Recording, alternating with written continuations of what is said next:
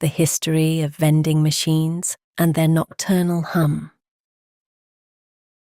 The corridor is empty. It is somewhere past midnight, and the hallway stretches ahead in near darkness, the kind of darkness that settles over institutional buildings when the last of the daytime staff have gone home, and the overnight crew is somewhere else, tending to other things. The ceiling tiles disappear into shadow. The floor reflects nothing. The exit signs at each end glow their steady red, but between them, there is a quiet that feels almost complete. Almost complete, because at the far end of this hallway, around a slight bend, there is a light. Not a ceiling light, not an emergency fixture, but something warmer and more particular than that. Something that glows in colours, red and silver, and the cool white of fluorescent tubes behind a panel of translucent plastic. Something that hums. You have seen this light before. You know it even before you round the corner and confirm what you already understand. There is a vending machine down this hallway, and it is awake, as it always is, as it always has been, patient and illuminated and waiting for whoever might come. The hum reaches you before the full glow does.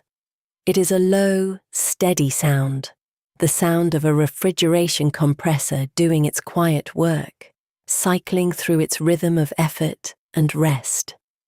The sound is not loud. It is the kind of sound that you might not consciously notice, but that you would immediately miss if it stopped.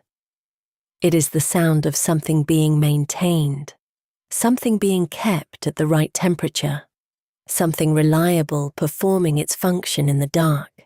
This is where we begin, in the hum and the glow, in the hallway after hours, in the particular combination of light and sound and mechanical patience that vending machines have offered to the American interior for the better part of a century. The story we are going to tell tonight is a quiet one. It is not the story of dramatic invention or sudden transformation, but of gradual accumulation, of machines installed one at a time in corridors and break rooms and waiting areas, of mechanical systems refined decade by decade, of a humble form of commerce that embedded itself so thoroughly in the fabric of daily life that most people stopped noticing it was there, which is, in its own way, the most complete form of success. We will move slowly through this story, the way you move through an empty building at night, attentive to the details that daylight obscures, the sounds of coin mechanisms, the weight of a quarter dropped into a slot, the particular clunk of a can or bottle arriving in the delivery compartment, the way a machine's glow falls across a linoleum floor in the dark. Settle in. The night is long and quiet, and there is no hurry. The machine at the end of the corridor will still be there when we are done.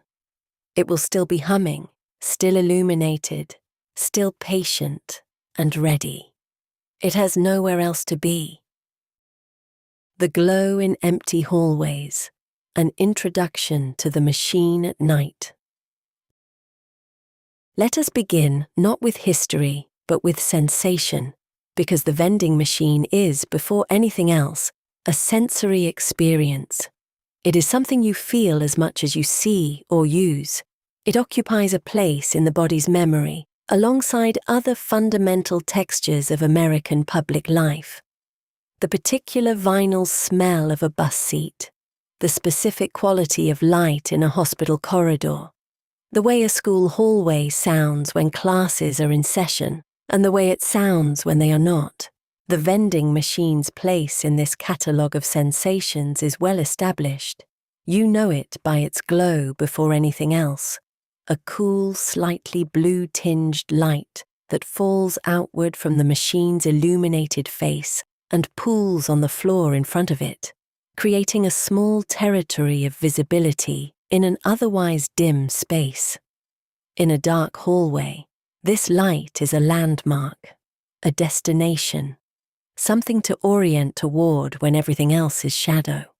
The light comes from fluorescent tubes mounted inside the machine's cabinet, behind the panels that display the products. These tubes were chosen not for their warmth, but for their visibility, for their ability to make the contents of the machine legible from a distance. In the daytime, this light is unremarkable, simply part of the general illumination of busy spaces. But at night, when the overhead lights are dimmed or off, the vending machine's glow becomes something else, a beacon, a small, reliable sun in the institutional darkness. People who work night shifts know this glow intimately. Hospital nurses who have worked the overnight rotation know exactly where the vending machine alcove is on every floor they cover. Factory workers on the third shift know the route from their station to the break room by heart, including the slight brightening that indicates the vending area is near. Security guards making their rounds through empty office buildings use vending machines as waypoints, small islands of reliability in the uncertain geography of the night. This was true from the moment vending machines became a common presence in American interiors, which was sometime in the 1950s, when the industry grew large enough to install machines not just in a few flagship locations, but in the corridors and break rooms of ordinary workplaces, schools, and transit stations across the country. From that point forward, the vending machine glow became a fixed element of the American interior at night, not everywhere, but reliably somewhere, in enough places that people came to expect it. The hum accompanies the glow. These two things are inseparable in the experience of vending machines, and they have been inseparable for as long as refrigerated machines have been common, which is to say, for most of the history we are going to cover tonight.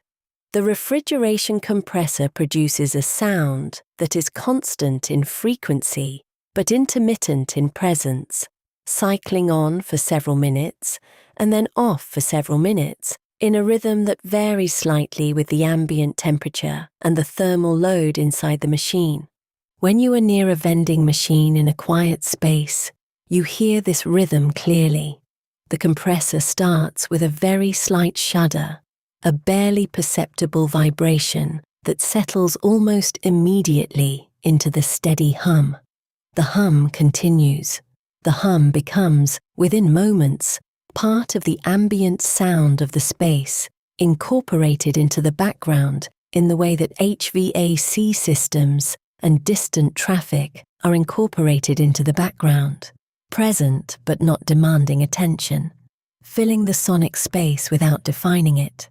And then the compressor cycles off, and the silence where the hum was is briefly more noticeable than the hum itself. A few seconds of quiet before it starts again, or perhaps a minute, depending on the machine's settings and the temperature differential.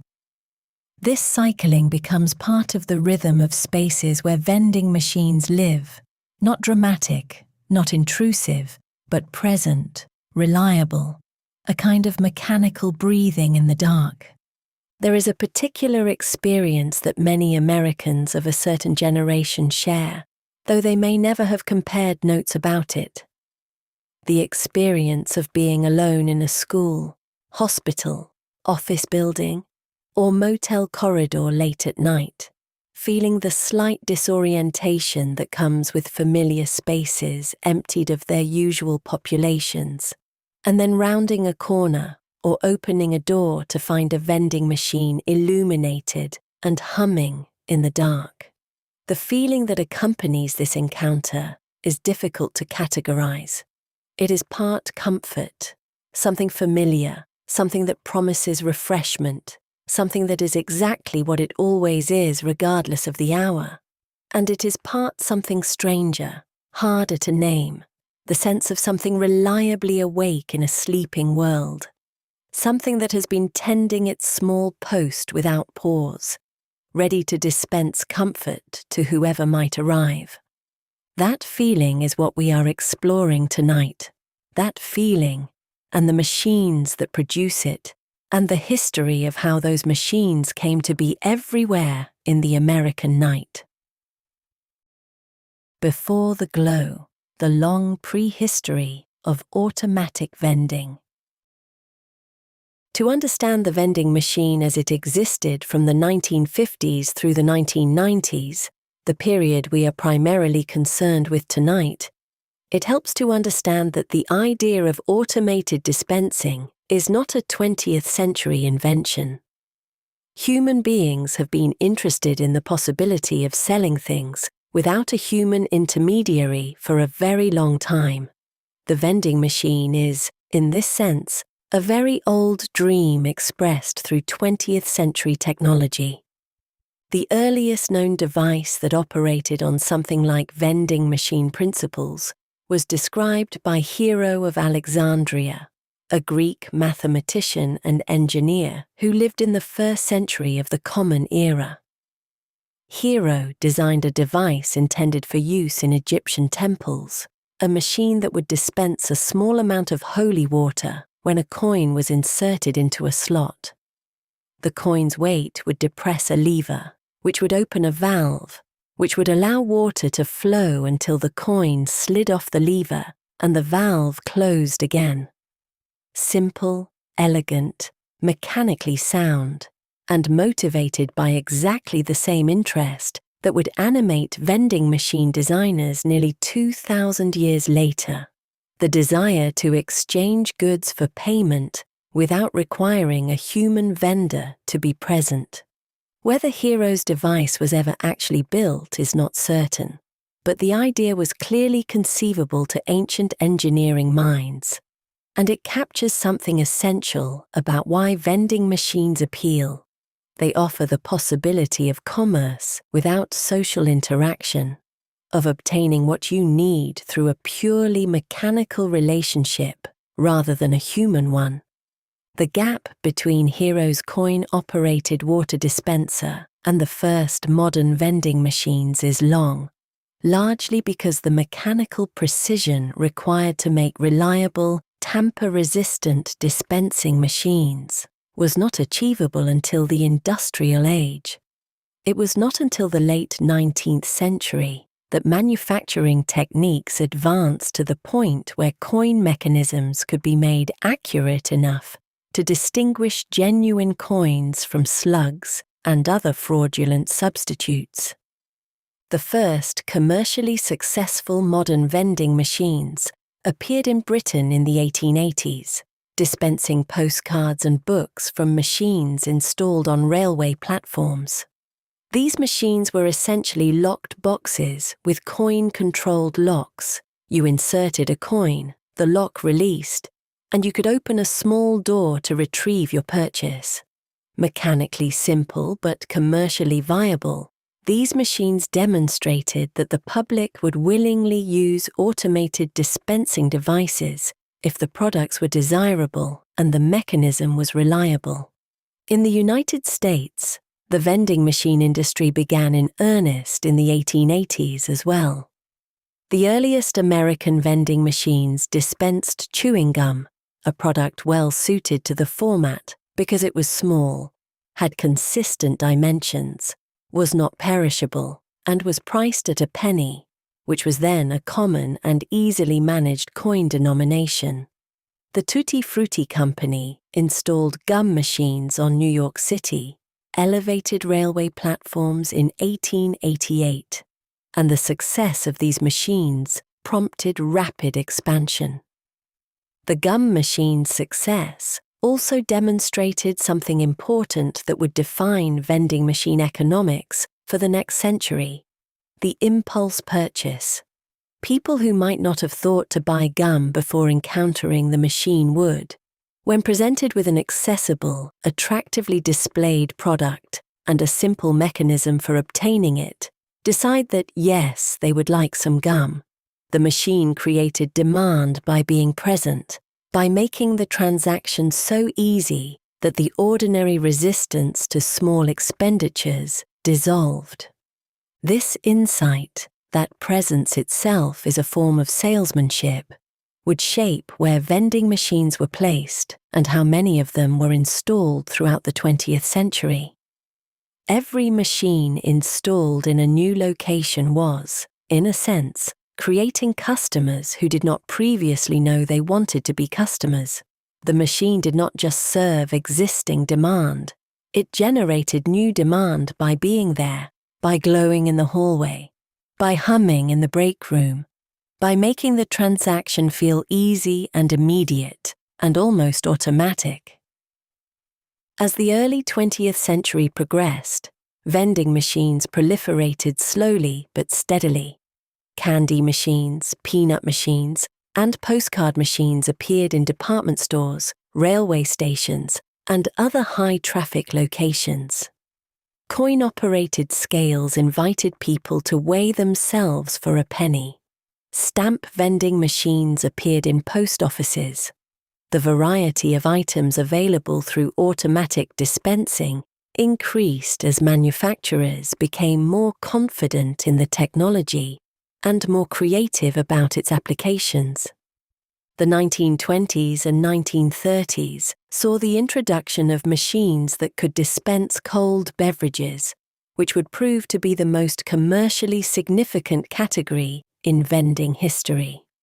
The challenge of beverage vending was considerable.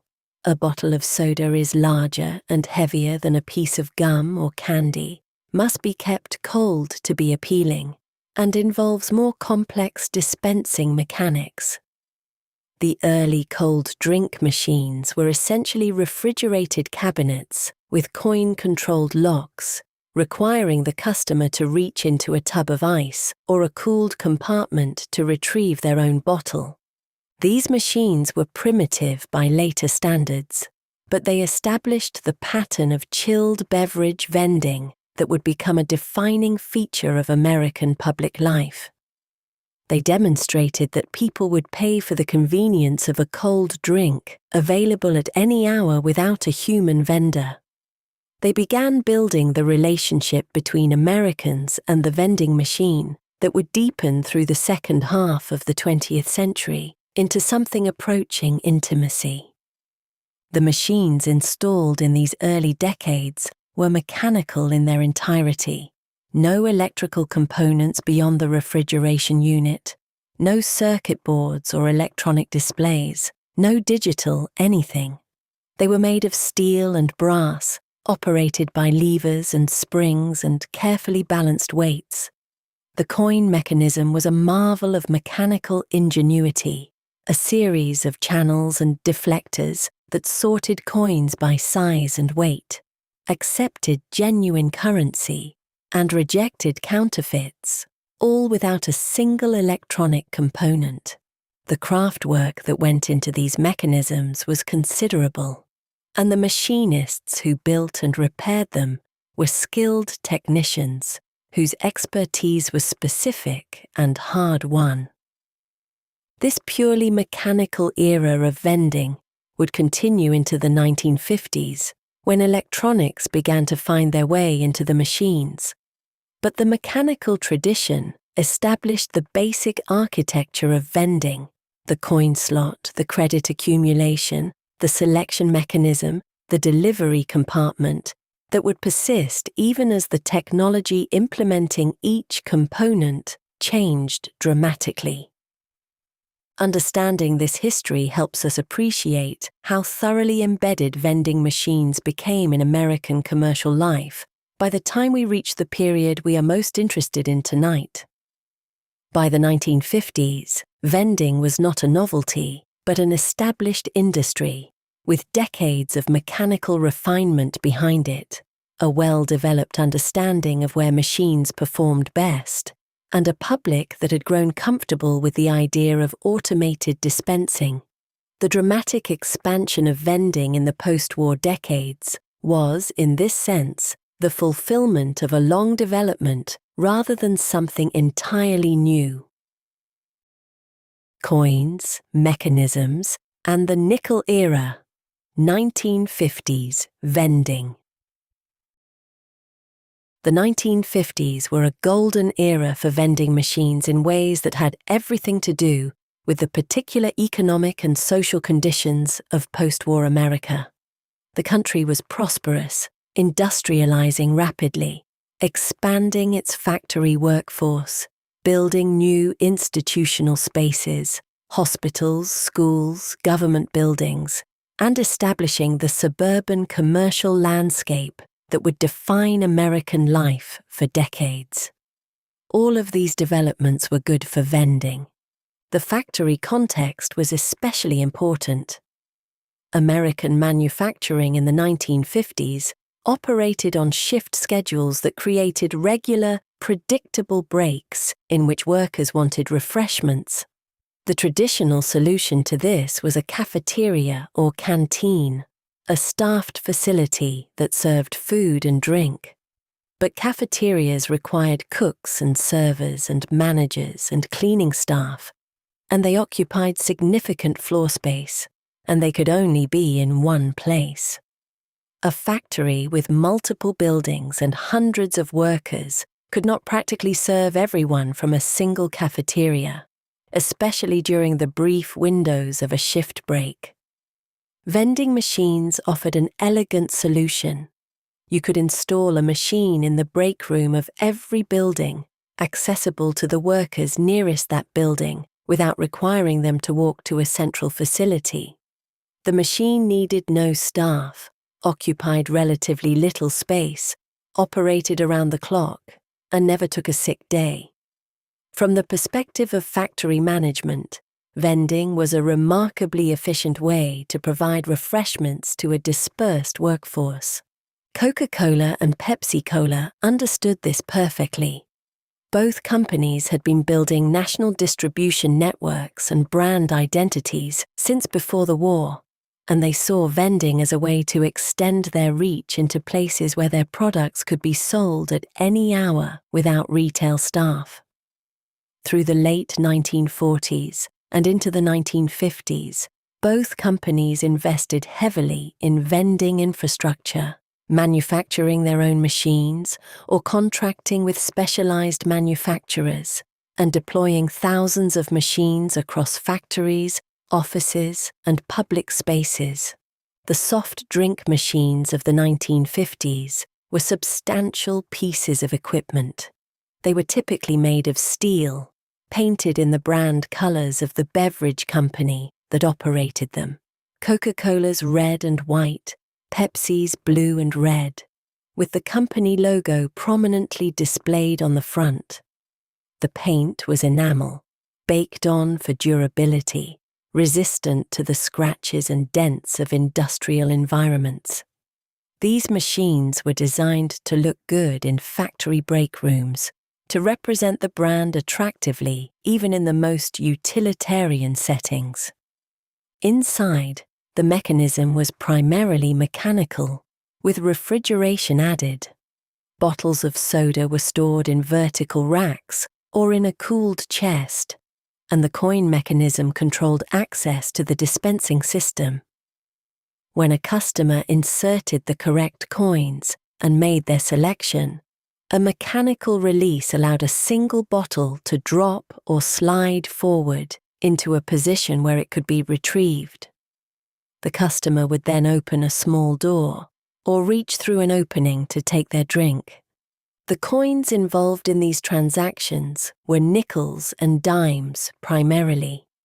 A bottle of Coca-Cola from a vending machine in 1950 cost a nickel in many markets, 5 cents, a coin that was large enough to handle easily, but small enough that spending it did not feel like a significant decision.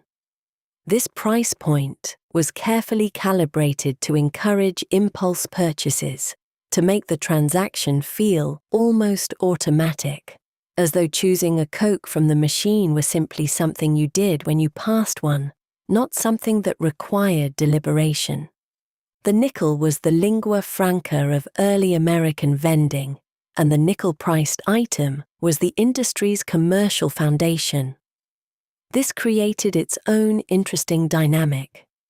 Vending machine operators were acutely sensitive to any changes in nickel availability, to proposals to change the coin's composition or size, to anything that might disrupt the smooth functioning of mechanisms calibrated for the nickel's exact weight and diameter.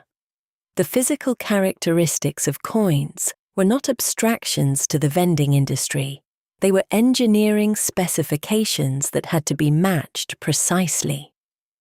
The coin mechanism itself was a remarkable piece of engineering, worth pausing to appreciate. A coin inserted into a vending machine in the 1950s would travel through a system of channels and gates that determined whether it was genuine. The mechanism worked on principles of weight and size. A genuine nickel had a specific weight and diameter, and the channel was calibrated to these dimensions. Coins that were too light, slugs made of cheaper metals, or too large or too small, would be deflected into the coin return without activating the credit system. Genuine coins that passed these tests would fall into a tube or tray that accumulated their value mechanically, using weighted or spring-loaded systems that registered when sufficient credit had been deposited. When the credit reached the price of the product, the selection mechanism became active, allowing the customer to choose. After the transaction, any excess credit would be returned as change. Other coins released from storage tubes into the coin return cup. The sounds of this process were specific and distinctive. The clink of the coin entering the slot, the brief silence as it traveled through the validation channel, then either the lighter sound of it being deflected into the coin return, or the more satisfying sound of it being accepted and falling into the accumulation mechanism, the click of the credit registering, the sound of buttons being examined. Sometimes the customer would press each button in sequence to check which selections were available. And finally, if a selection was made, the mechanical sound of the release mechanism activating, followed by the thud of a bottle or can arriving in the delivery compartment. These sounds were the music of the vending machine transaction, and they were essentially the same whether you were in a factory break room in Detroit, or a bus station in Atlanta, or a school corridor in Denver. The specifics of the machine might vary, the manufacturer, the brand, the products on offer, but the acoustic sequence was universal. Coins going in, mechanisms engaging, product arriving. This sonic grammar was learned early and retained permanently, becoming one of those sensory templates that the body recognizes before the conscious mind has quite processed what it is hearing. The products available from vending machines in the 1950s were more limited than what later decades would offer, but they were well matched to the environments where machines were installed. Cold, soft drinks, the dominant category, were supplemented by candy machines, which dispensed candy bars and confections through simpler mechanisms that did not require refrigeration. Peanut and mixed nut machines were common in some locations. Cigarette machines were widespread in restaurants, bars, and public spaces, reflecting the tobacco habits of the era. The cigarette machine deserves a moment of attention because it was, in the 1950s and into the 1960s, one of the most common vending machine formats in America. Cigarettes were sold in consistent, standard-sized packages that were ideal for vending, uniform dimensions, relatively durable, not requiring refrigeration or any special handling. The machines were straightforward mechanically, essentially glorified dispensing cabinets. And the customer base was enormous. In 1950, roughly half of American adults smoked, creating a constant demand for convenient cigarette purchase. Cigarette machines occupied space in diners, hotels, bars, bowling alleys, airports, and countless other locations where smokers gathered. They were among the first machines many Americans encountered regularly, and they helped normalize the idea of vending as a standard commercial format. The eventual decline and elimination of cigarette vending, driven by changing regulations and shifting attitudes toward tobacco, would remove a significant category from the vending landscape. But in the 1950s, these machines were everywhere and unremarkable. Coffee vending also began its development in the 1950s, though the technology for hot beverage vending was more complex than for cold drinks or shelf-stable products. Early coffee machines essentially brewed a cup of coffee on demand, mixing hot water with coffee concentrate, or powdered coffee in a paper cup and dispensing the result. The quality was variable, the mechanisms were prone to malfunctions, and the maintenance requirements were significant. But the demand for coffee in workplaces, particularly in factories operating around the clock, was strong enough to make the technology worth developing. By the late 1950s, coffee vending had become sufficiently reliable to be commercially viable, and machines began appearing in factory break rooms and hospital waiting areas. The machine that could dispense a reasonably acceptable cup of coffee at 3 a.m. without requiring a cafeteria staff member to be on duty was filling a real need. Night shift workers, hospital staff, bus drivers taking breaks, all of them could access hot coffee from a machine when no human-operated alternative was available. This was the beginning of vending's particular relationship with the overnight hours, a relationship that would deepen through every subsequent decade. The physical scale and durability of 1950s vending machines reflected the industrial context in which most of them operated. These were heavy, robust pieces of equipment made to withstand the rough handling of industrial environments, resistant to the steam and vibration of factory floors, capable of operating reliably without frequent service calls. The machines weighed hundreds of pounds, were bolted to walls or floors in many installations, and were built with the expectation of years of continuous operation. This durability meant that machines installed in the 1950s would still be operating in some locations well into the 1960s and even the 1970s. The vending machine had a long service life, which meant that the technology of any given era would persist in the field for years after newer technology was available. Walk through any large industrial facility in the 1960s, and you might find machines that had been installed in the late 1940s still dispensing Cokes for a dime, alongside newer machines with updated mechanisms and broader product offerings. The presence of these machines across the American industrial landscape in the 1950s established vending as a normal feature of workplace life. Workers who spent their careers in factories came to rely on the machines as part of their daily routine. The morning coffee from the machine, the afternoon Coke, the candy bar before the late shift. This routine reliability was part of what the machines offered, and it was as valuable as the products themselves. The diversification years, 1960s, vending expands. If the 1950s established vending machines as a fixture of industrial America, the 1960s expanded their presence into the broader landscape of American public life.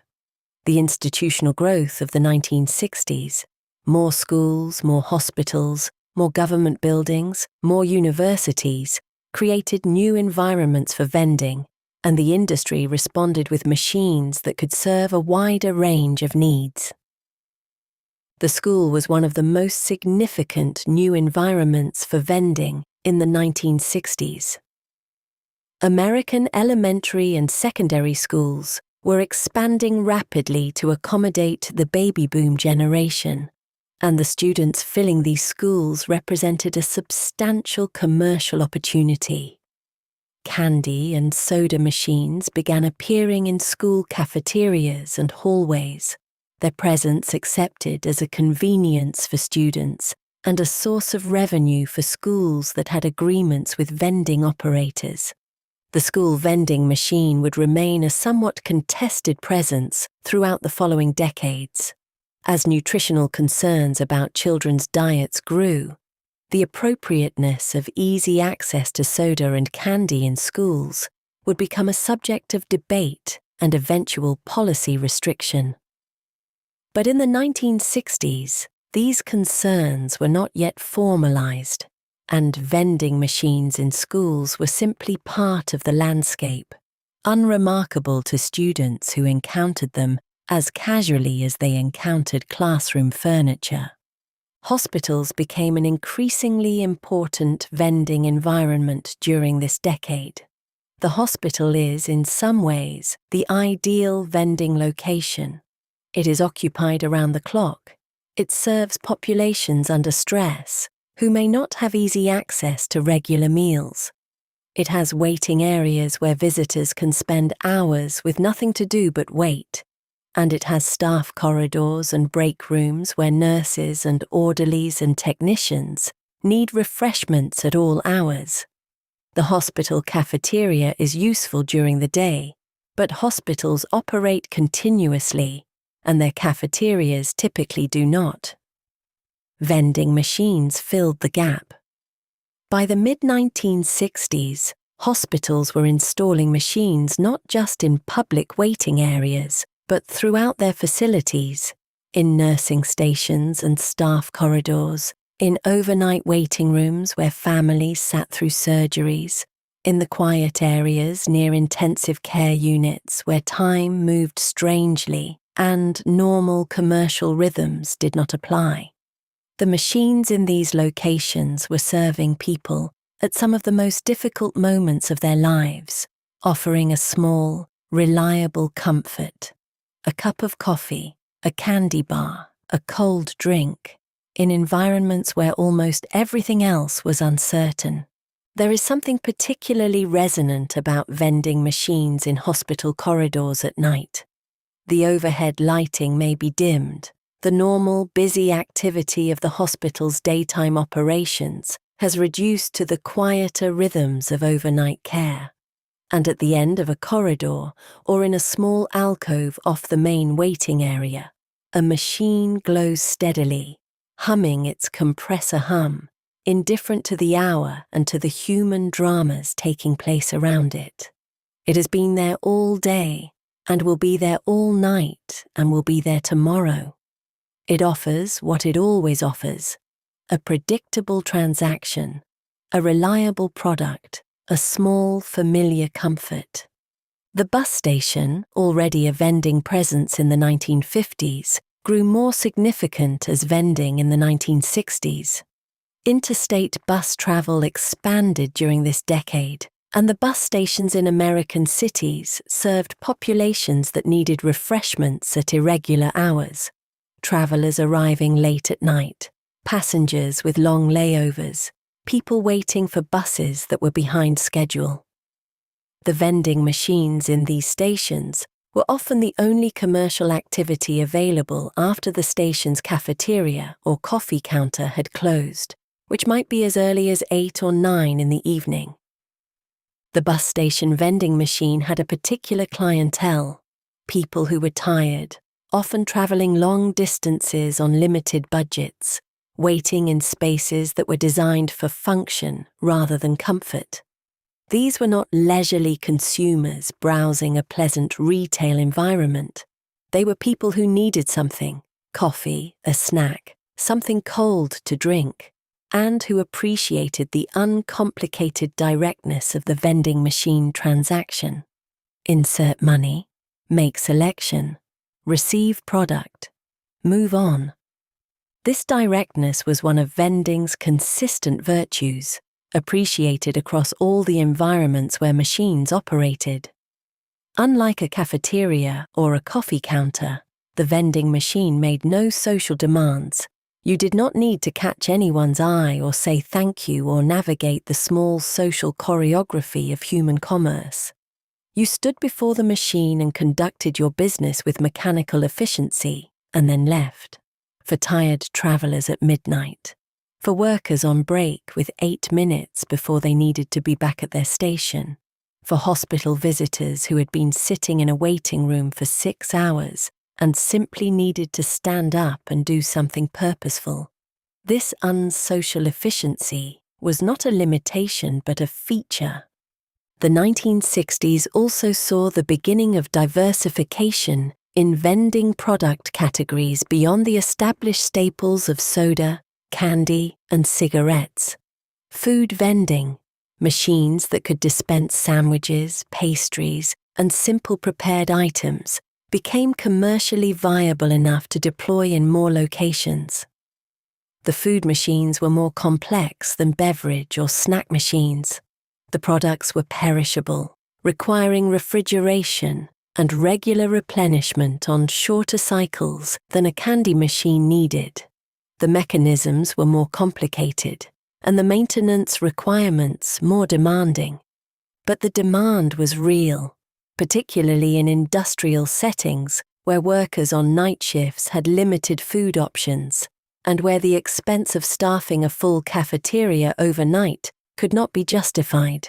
A bank of vending machines, a drink machine, a snack machine, a food machine with sandwiches and refrigerated items, could serve a night shift workforce adequately, if not elegantly.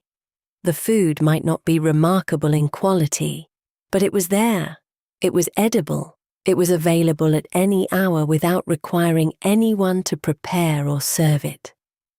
This emergence of comprehensive vending banks, multiple machines grouped together to provide a range of products, was a significant development that would become standard by the 1970s. The bank of machines, positioned in a dedicated area of a factory or hospital or school, was more than a collection of individual dispensing devices. It was a miniature commercial zone, a small automated marketplace offering most of what a short break required.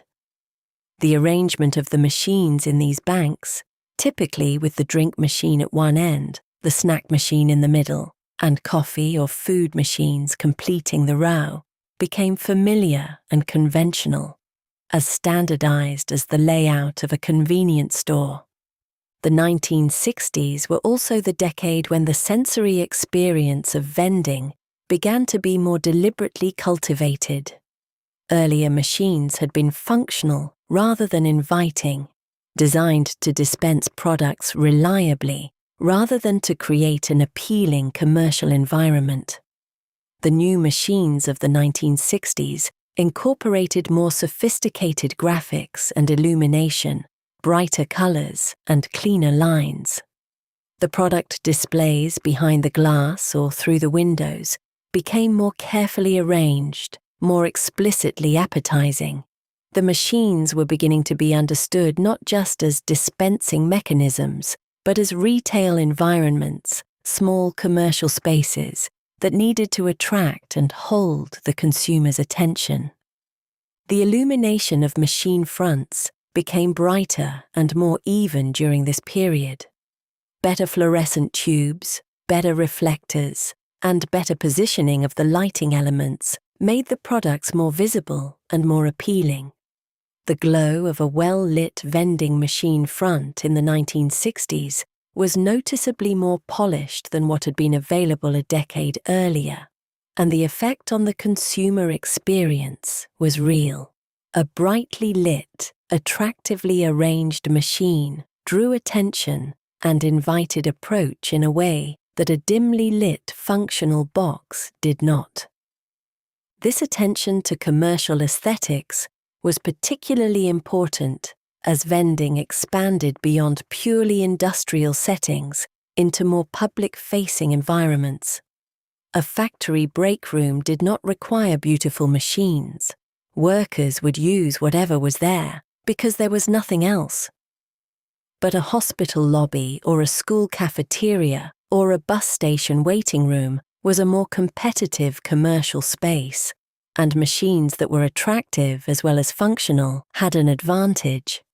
The coin mechanisms of 1960s machines remained essentially mechanical, though the tolerance for precision increased as manufacturing techniques improved.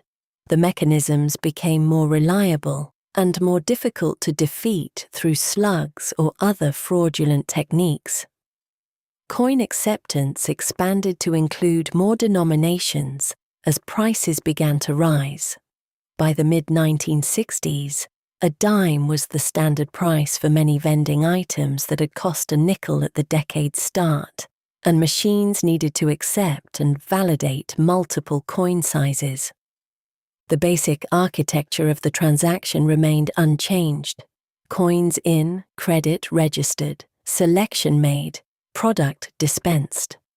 But the reliability of each step improved steadily, reducing the frequency of stuck mechanisms, failed vends, and swallowed coins without product.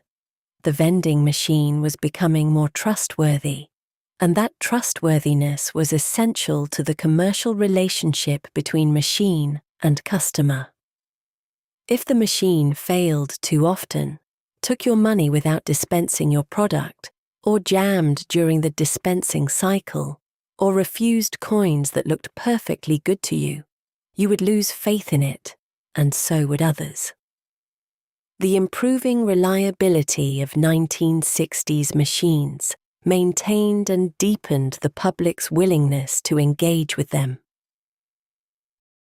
The machine in its habitat, a taxonomy of vending environments. Before we continue through the decades, it is worth pausing to describe more fully the environments where vending machines lived during the years we are exploring. Each environment had its own character, its own rhythm of activity and rest, its own particular way of incorporating the machine into its daily life.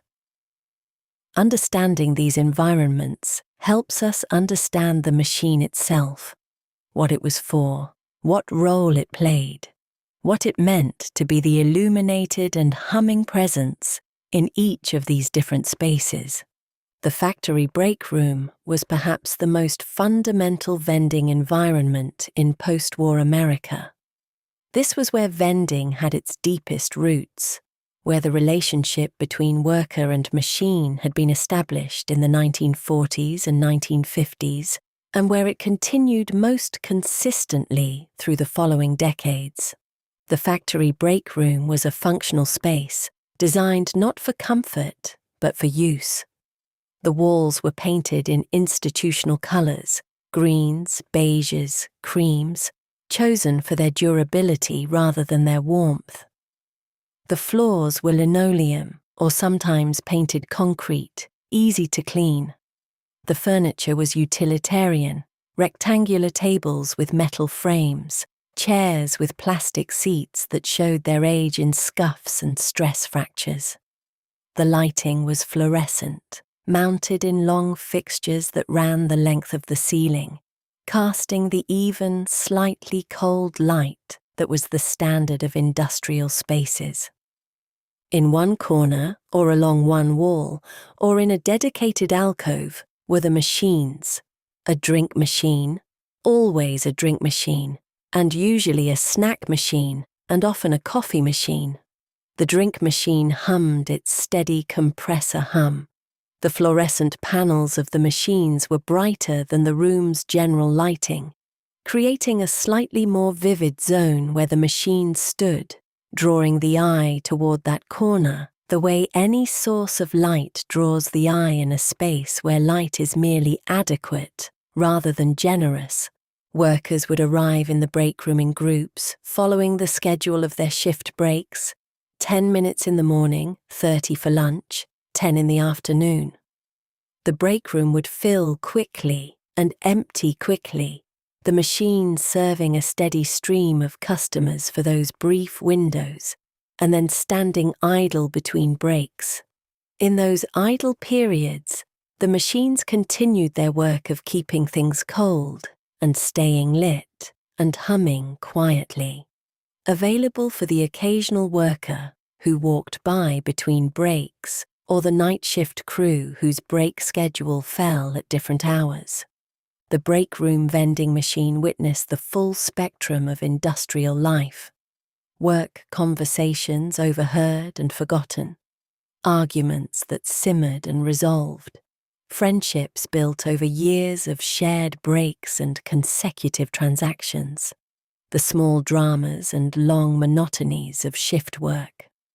The machine was always there for all of it, patient and indifferent, converting quarters into cokes with equal mechanical grace, regardless of what was being said around it. The motel corridor offered a very different vending environment. Motels, which proliferated across the American highway landscape in the 1950s and 1960s, understood that their guests needed food and drink at unpredictable hours, late arrivals who hadn't eaten dinner, early risers who wanted coffee before the motel office opened, families with children who needed snacks at odd hours. The motel cafeteria or restaurant, where one existed, was typically closed by 10 or 11 at night. The vending machines filled the hours between. Motel vending was almost always located in the same type of space, a small alcove or dedicated room set into the corridor of the building, often near the ice machine. The ice machine was the motel's other always available amenity, and pairing it with vending created a small utility zone that guests could visit at any hour without disturbing others or requiring staff assistance. The motel vending room was a minimalist space, usually just the machines, drink and snack, sometimes a third machine offering coffee or other items, set into a room barely larger than the machines themselves, with a single overhead light that might be on or might be off, and the machine's own illumination doing most of the work. The floor was often the same carpet as the corridor, or perhaps a short stretch of linoleum for the area immediately in front of the machines. The walls were undecorated. There was nothing here but the machines and the function they served. At night, the motel vending room had a particular quality. Guests moving through the corridor after midnight, returning from late drives or unable to sleep in unfamiliar rooms, would stop and stand in the machine's glow, their faces lit by the blue-white light, making their selections in a kind of private ritual. The vending room was a solitary space by nature. Rarely would two guests arrive at the same time, and its use was inherently a solitary activity, brief and practical, and slightly intimate in its very brevity. The sounds in a motel corridor after midnight were quiet sounds. The distant murmur of televisions behind closed doors, the occasional footstep, the click of a door latch. Into this quiet, the vending machine's hum was a steady presence, and the sounds of a transaction, coins, mechanism, delivery, were clear and distinct and somehow satisfying in the stillness. You could hear your own Coke dropping into the delivery bin from halfway down the corridor. The hospital waiting room was perhaps the most emotionally freighted vending environment in the American landscape. People in hospital waiting rooms were there because something was wrong. Not with them, usually, but with someone they cared about, which was in some ways worse. They were waiting through surgeries, through tests, through the long, slow processes of diagnosis and treatment and recovery.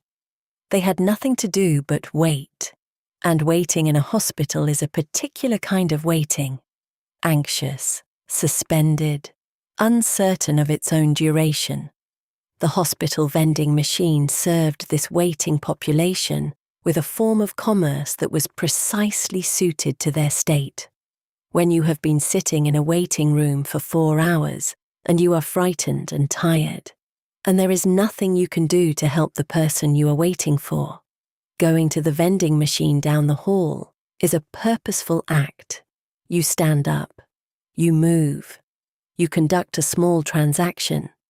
You return with coffee or a candy bar or a cold drink, and the activity of going and returning has given you something to do, a tiny structure in the structureless expanse of waiting. Hospital vending machines in the 1960s and 1970s were positioned throughout the facility, in public waiting areas, yes, but also in staff corridors and nursing stations and the break rooms where medical professionals spent their brief rests.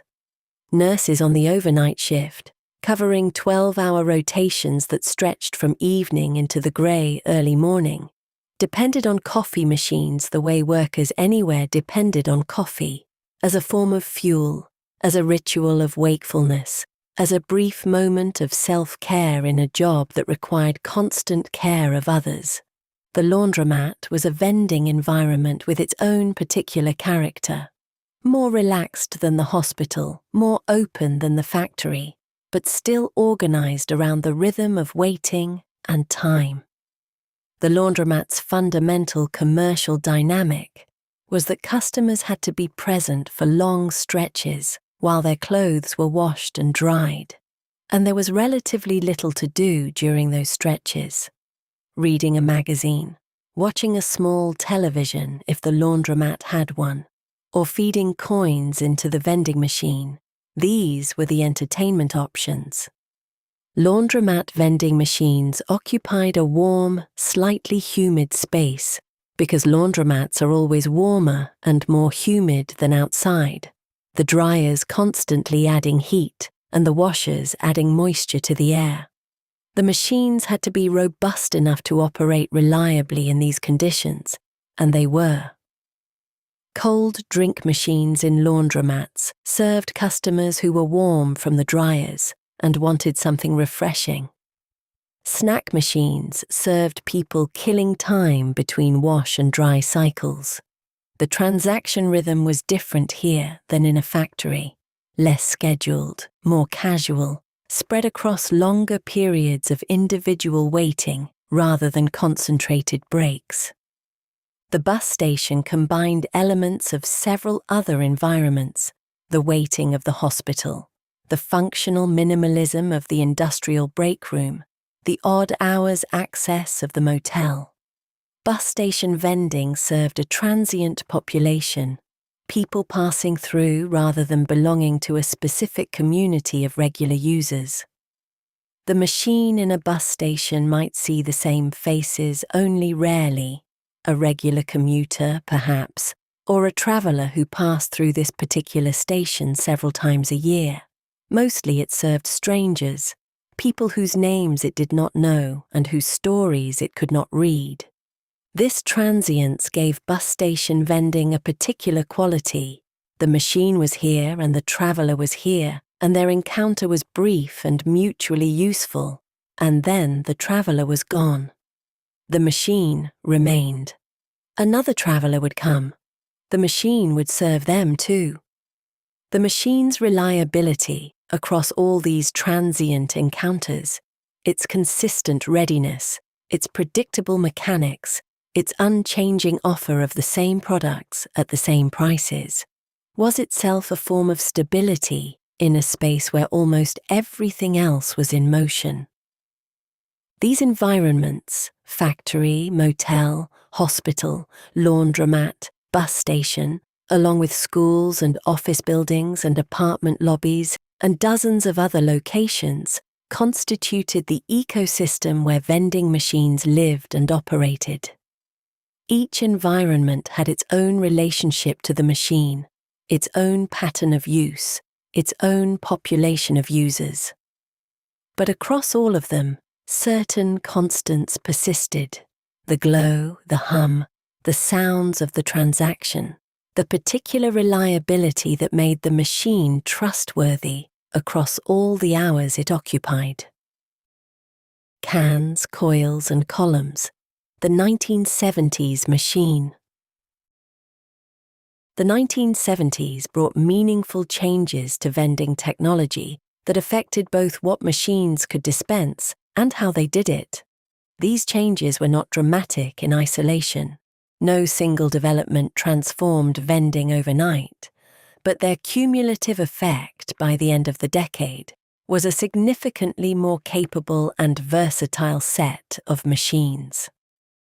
The shift from bottles to cans in beverage vending was one of the decade's most significant developments.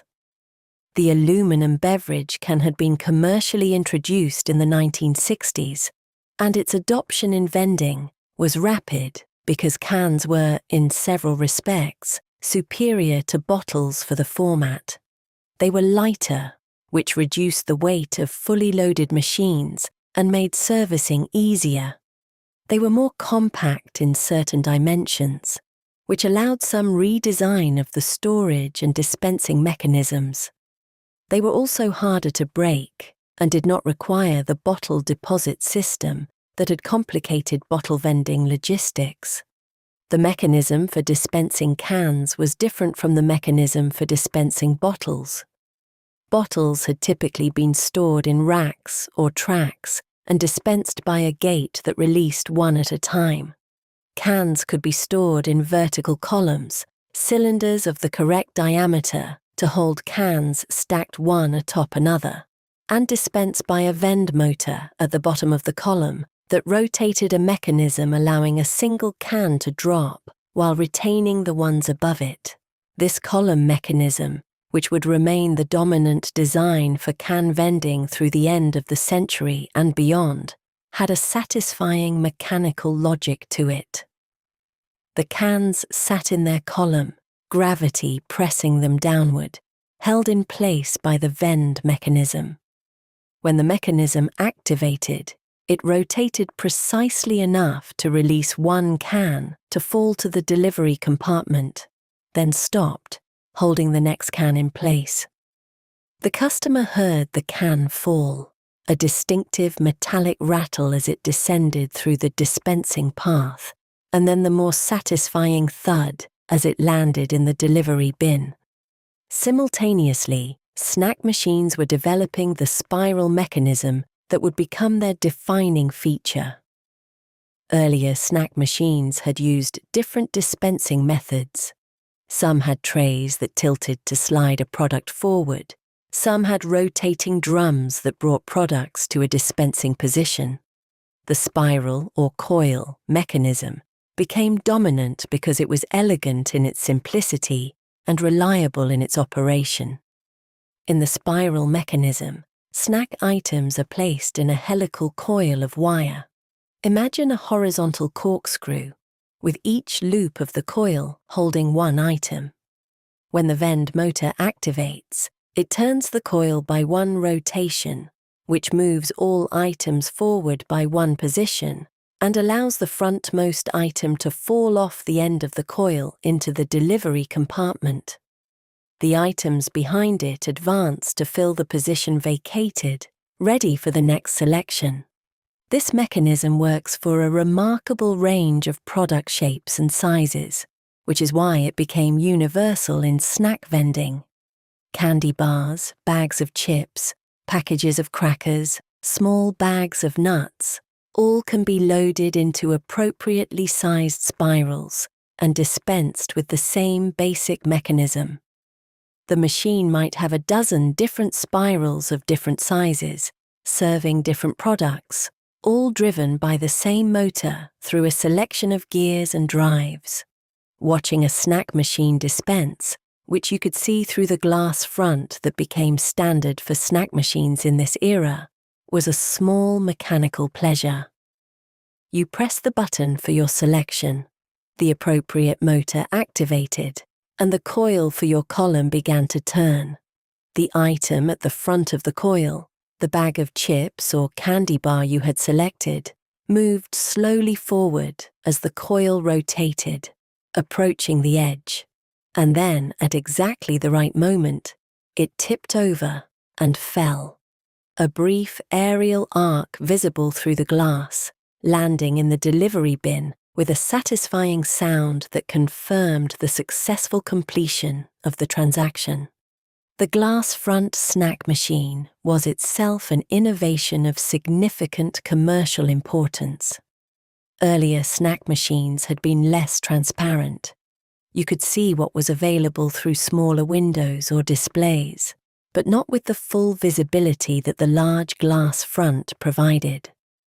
The fully transparent front allowed you to see the exact current state of the machine's inventory before making your selection.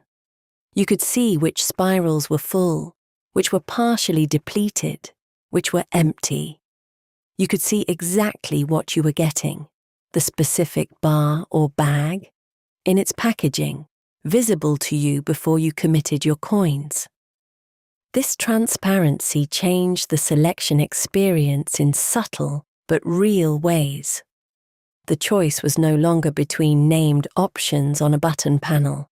It was between visible items in a visible display, more like browsing a store shelf than like selecting from a menu.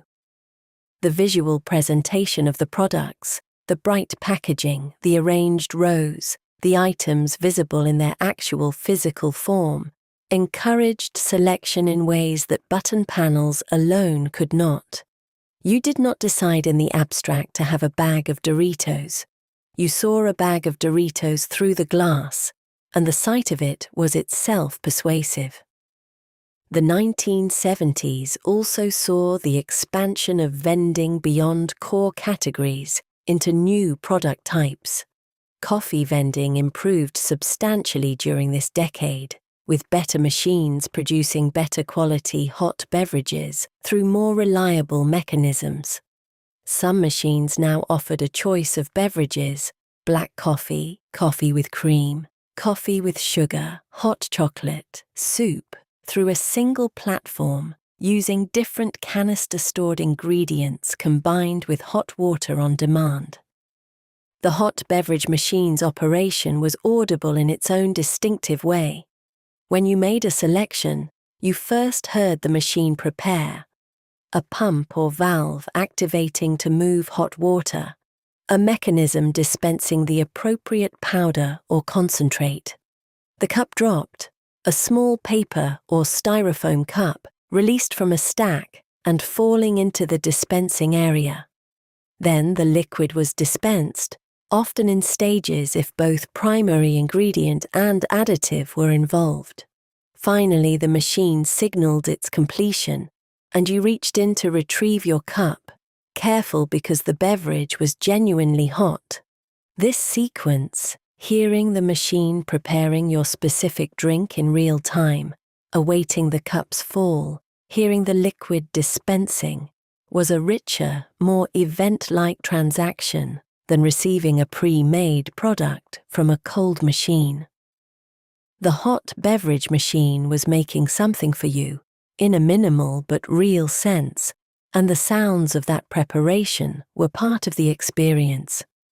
The 1970s were also the decade when vending machines became truly ubiquitous, present not just in a wide range of institutional environments, but in enough of them that Americans in many walks of life encountered machines regularly as part of their daily routines. Schools, offices, gas stations, gyms, apartment buildings, shopping centers. The list of environments containing at least a drink machine was long and growing. This ubiquity had an interesting cultural effect. Vending machines became part of the background of American life in a way that made them nearly invisible to conscious attention. They were simply there, part of the furniture of public and semi-public space, noticed when needed and unnoticed otherwise. This invisibility was different from the invisibility of wallpaper or carpet. It was the invisibility of something so functionally integrated that its absence would be noted, but its presence is not. You would notice if the machine in the break room were suddenly gone. You did not particularly notice it being there, except, of course, when you needed it. Then you noticed it immediately, approached it purposefully, and were grateful for its presence. This conditional visibility, ignored until needed, then obvious and valued, was part of what made the vending machine such a durable commercial format. It asked little of its environment: some floor space, an electrical outlet, regular servicing. And in return it provided something genuinely useful: reliable access to food and drink at any hour, without human staffing, without social interaction requirements, without the variability of human service. Electric intelligence, the 1980s, and the coming of the circuit board. The 1980s brought electronics to the vending machine in a thoroughgoing way that transformed the industry, even as most of the machine's outward appearances remained similar to what had preceded them. The shift from mechanical and electromechanical systems to solid-state electronic control was not instant. Older machines remained in service throughout the decade, and the transition was gradual and somewhat uneven. But by the late 1980s, the electronic vending machine was the norm for new installations. The solid-state control board was the heart of this transformation. Instead of mechanical logic systems, physical switches and relays that accumulated credit and enabled selections through mechanical means, the electronic board used integrated circuits to perform the same functions digitally. The board could track the exact amount of credit deposited, compare it to the prices of available selections, enable the appropriate selections when credit was sufficient, activate the vend motor for the chosen product, calculate and dispense change, and record the transaction in a simple internal ledger. This digital logic made the machine more flexible and more reliable simultaneously. Prices could now be set to any value and changed easily by adjusting settings on the control board, rather than requiring mechanical adjustment of credit accumulation systems. Multiple price points within a single machine became practical. Different products could cost different amounts, and the machine would correctly manage credit and change for each. The machine could also monitor its own inventory in a basic way, tracking which selections were depleted and preventing selection of empty columns. The display that accompanied the electronic control board was an improvement on what had preceded it. Earlier machines had mechanical price indicators, small drums or wheels that showed prices mechanically, which were reliable but limited to fixed values. The electronic display, initially simple numeric readouts and later small alphanumeric panels, could show current credit, indicate the price of the selected item, display error conditions, and otherwise communicate with the user in ways that mechanical systems could not. These communications, small as they were, changed the interaction between user and machine in subtle ways. When you could see exactly how much credit you had deposited and exactly how much more you needed for your selection, the transaction felt more transparent, more trustworthy. The machine was showing you its accounting. You could verify that your money had registered correctly, watch the credit total climb with each coin, and know precisely when you had deposited enough. This transparency reduced the anxiety that mechanical machines had sometimes produced. The uncertainty about whether your money had registered, whether the machine had properly credited your deposit. Bill validators were the other transformative technology of the 1980s, arriving gradually through the decade and becoming common in new installations by the late 1980s. The ability to accept paper currency, initially $1 bills, later $5 bills and sometimes larger denominations, fundamentally changed the economics of vending transactions. The bill validator worked through a combination of optical and magnetic sensing. When you inserted a bill into the slot, rollers drew it into the machine's bill path, moving it past sensors that read its optical patterns, magnetic properties, and dimensions. These readings were compared against stored signatures of genuine currency. If the bill passed validation, it was routed into a locked stacking mechanism and the machine credited the appropriate value. If it failed, the rollers reversed and returned the bill to the customer. The mechanism's operation was audible, a distinct whirring of rollers as the bill was accepted and drawn in, then either the quiet sound of it being stacked, indicating acceptance, or the more obvious sound of it being returned, indicating rejection. Bills were sometimes rejected for reasons that had nothing to do with authenticity. A crumpled bill that didn't lie flat enough for the sensors to read, a worn bill whose magnetic properties had degraded, a bill inserted at a slight angle that caused a misread. The experience of having a perfectly genuine dollar bill repeatedly rejected by a machine was a familiar frustration of the era, one that users navigated by smoothing bills carefully, aligning them precisely, and sometimes giving up and going in search of change. When bills were accepted, the change-making requirements changed significantly.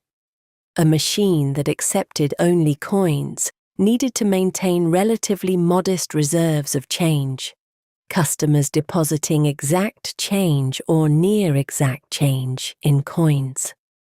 A machine that accepted dollar bills needed to maintain substantially larger change reserves, since a customer paying for a 75-cent drink with a dollar bill needed 2 quarters back, and a machine serving dozens of customers per day could cycle through its change reserves quickly. The management of change became an increasingly important operational concern as bill acceptance spread. Operators who serviced machines, the route drivers who visited machines regularly to collect revenue, restock products, and perform maintenance, needed to ensure that machines had adequate change supplies at each visit. A machine that ran out of quarters or dimes could not make change for bill transactions, and many machines were programmed to disable bill acceptance when change supplies dropped below certain levels, displaying an indicator that told customers only coins could be accepted. Office break rooms became a dominant vending environment in the 1980s, and the electronic machines of the decade were well suited to office contexts. The break room of an American office in the mid-1980s was likely to have at least 2 machines, a beverage machine and a snack machine. And in larger offices, the collection might be expanded with hot beverage machines, food machines, or specialized dispensers. The office break room was a different social environment from the factory break room. Office workers spent their breaks in a more relaxed way, often lingering for conversation rather than refueling quickly before returning to physical labor. The machines were less intensely utilized but were part of the social landscape of the break room, the place where you went during your break, the machines that were always there, the shared experience of making a selection and waiting for delivery that was part of break room sociability. Office break rooms in the 1980s began to acquire the specific aesthetic of that decade's design sensibilities. More comfortable furniture than the factory break room, perhaps, better lighting, small amenities like a microwave oven or a bulletin board. The machines fit into this environment as familiar presences, their electronic displays and membrane keypads reflecting the decade's technological aesthetic. Digital readouts, and sealed flat panels rather than the mechanical buttons and analog indicators of earlier machines. The guaranteed vend sensor was a 1980s innovation that addressed one of the most persistent frustrations of the vending experience, the failed vend. In earlier machines, it was possible for a product to become stuck in the dispensing mechanism, a bag of chips jammed between the spiral and the cabinet wall, a can that failed to complete its fall to the delivery bin. With the machine having activated the vend motor and considered the transaction complete. The customer had paid, the machine had attempted to dispense, and now the customer was standing in front of the machine with nothing in the delivery bin and no good recourse.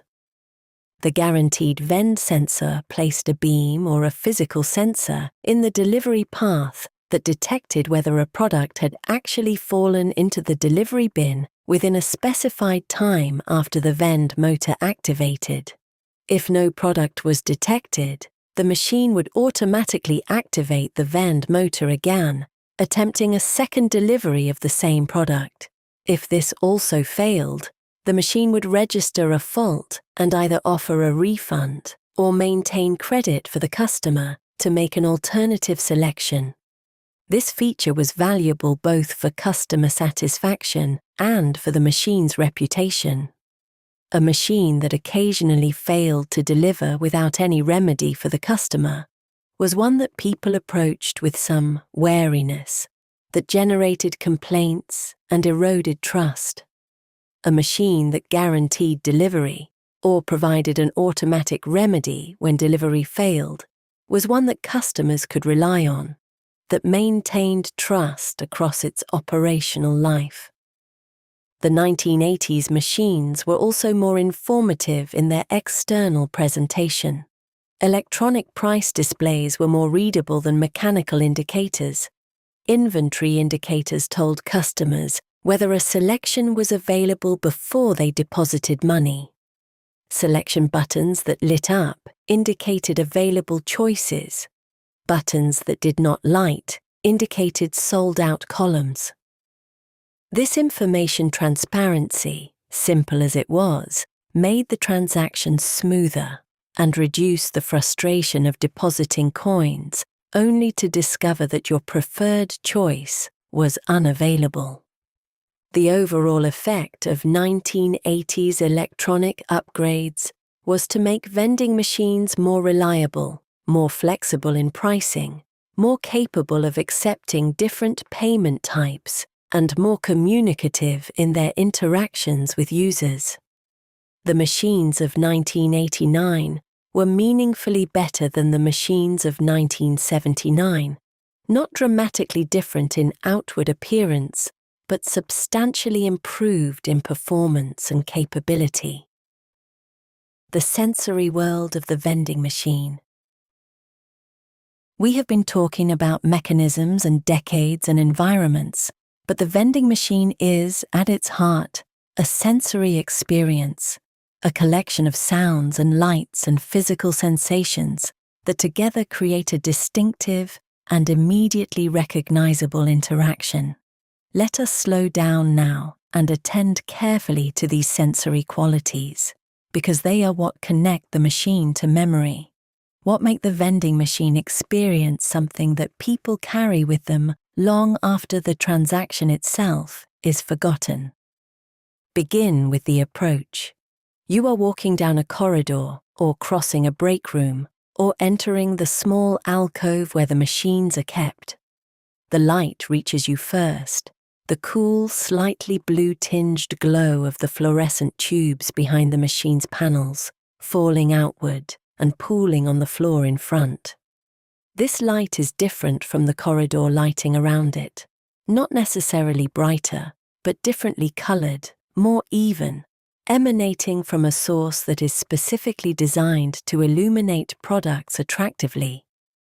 Your eyes are drawn to it automatically, because the eyes are always drawn to light sources, particularly in spaces where light is merely functional rather than generous. Then, the hum, As you approach, you enter the range where the refrigeration compressor's sound is clearly audible above the ambient noise of the space. In a busy location, a cafeteria at lunchtime, a factory break room during shift change, the hum might be masked by other sounds and only become perceptible when you are very close. But in a quiet space, a hospital corridor at 3 in the morning, a motel hallway at midnight, an office building on a weekend, the hum is a presence you move toward, a sound that resolves out of the ambient quiet as you approach. The hum has qualities worth noting. It is steady, not perfectly steady, because refrigeration compressors have slight variations in their sound as the motor and compressor respond to changing loads, but steady enough that it functions as a drone, a continuous tone in a specific frequency range. It is low, a bass hum, not a high-pitched whine. It is somehow both mechanical and organic in quality, like the sound of something breathing rather than something merely running.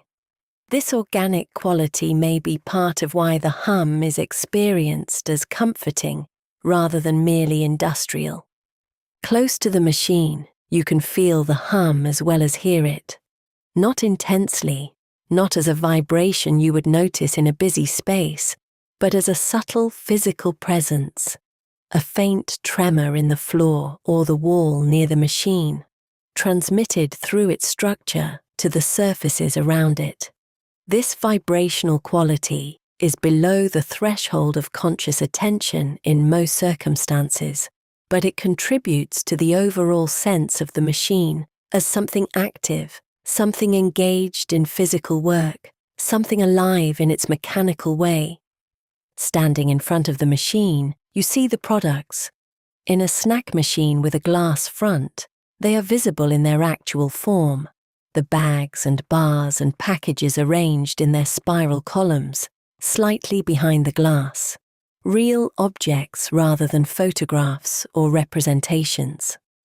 The packaging catches the machine's internal light, the silver of a chip bag, the bright colors of candy wrappers, the simpler packaging of crackers or nuts. Each item is distinct and visible, the specific product you might select. In a can or bottle machine, the products are visible through a smaller window or through the column arrangement, enough to identify what is available, enough to confirm that your preferred drink is in stock. The machines of earlier decades were less transparent, but even partial visibility was better than none, and users learned to read whatever information the machine offered about its current state. Now you retrieve your money.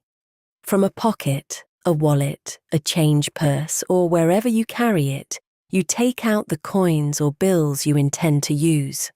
This act is itself part of the experience, the search through pockets, the selection of appropriate denominations, the small arithmetic of calculating whether you have enough and in what combination.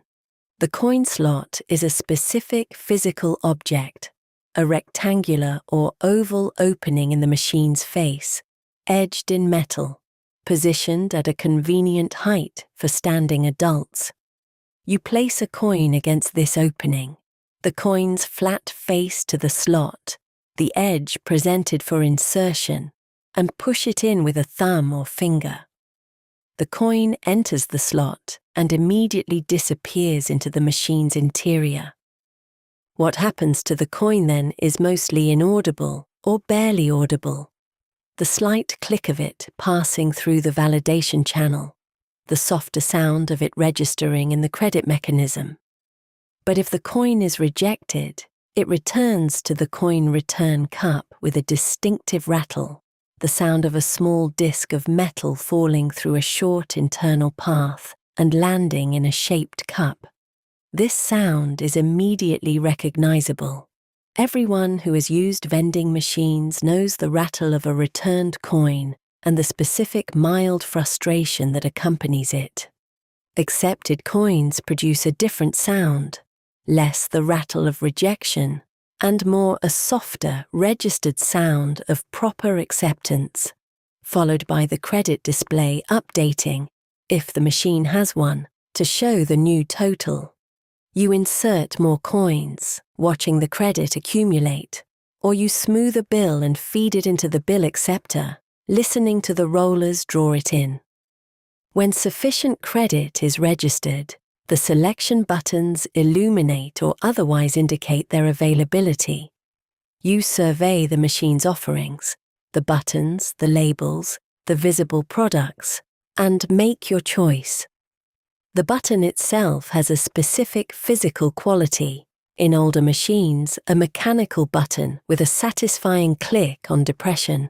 In newer machines, a membrane keypad with a softer, less tactile response.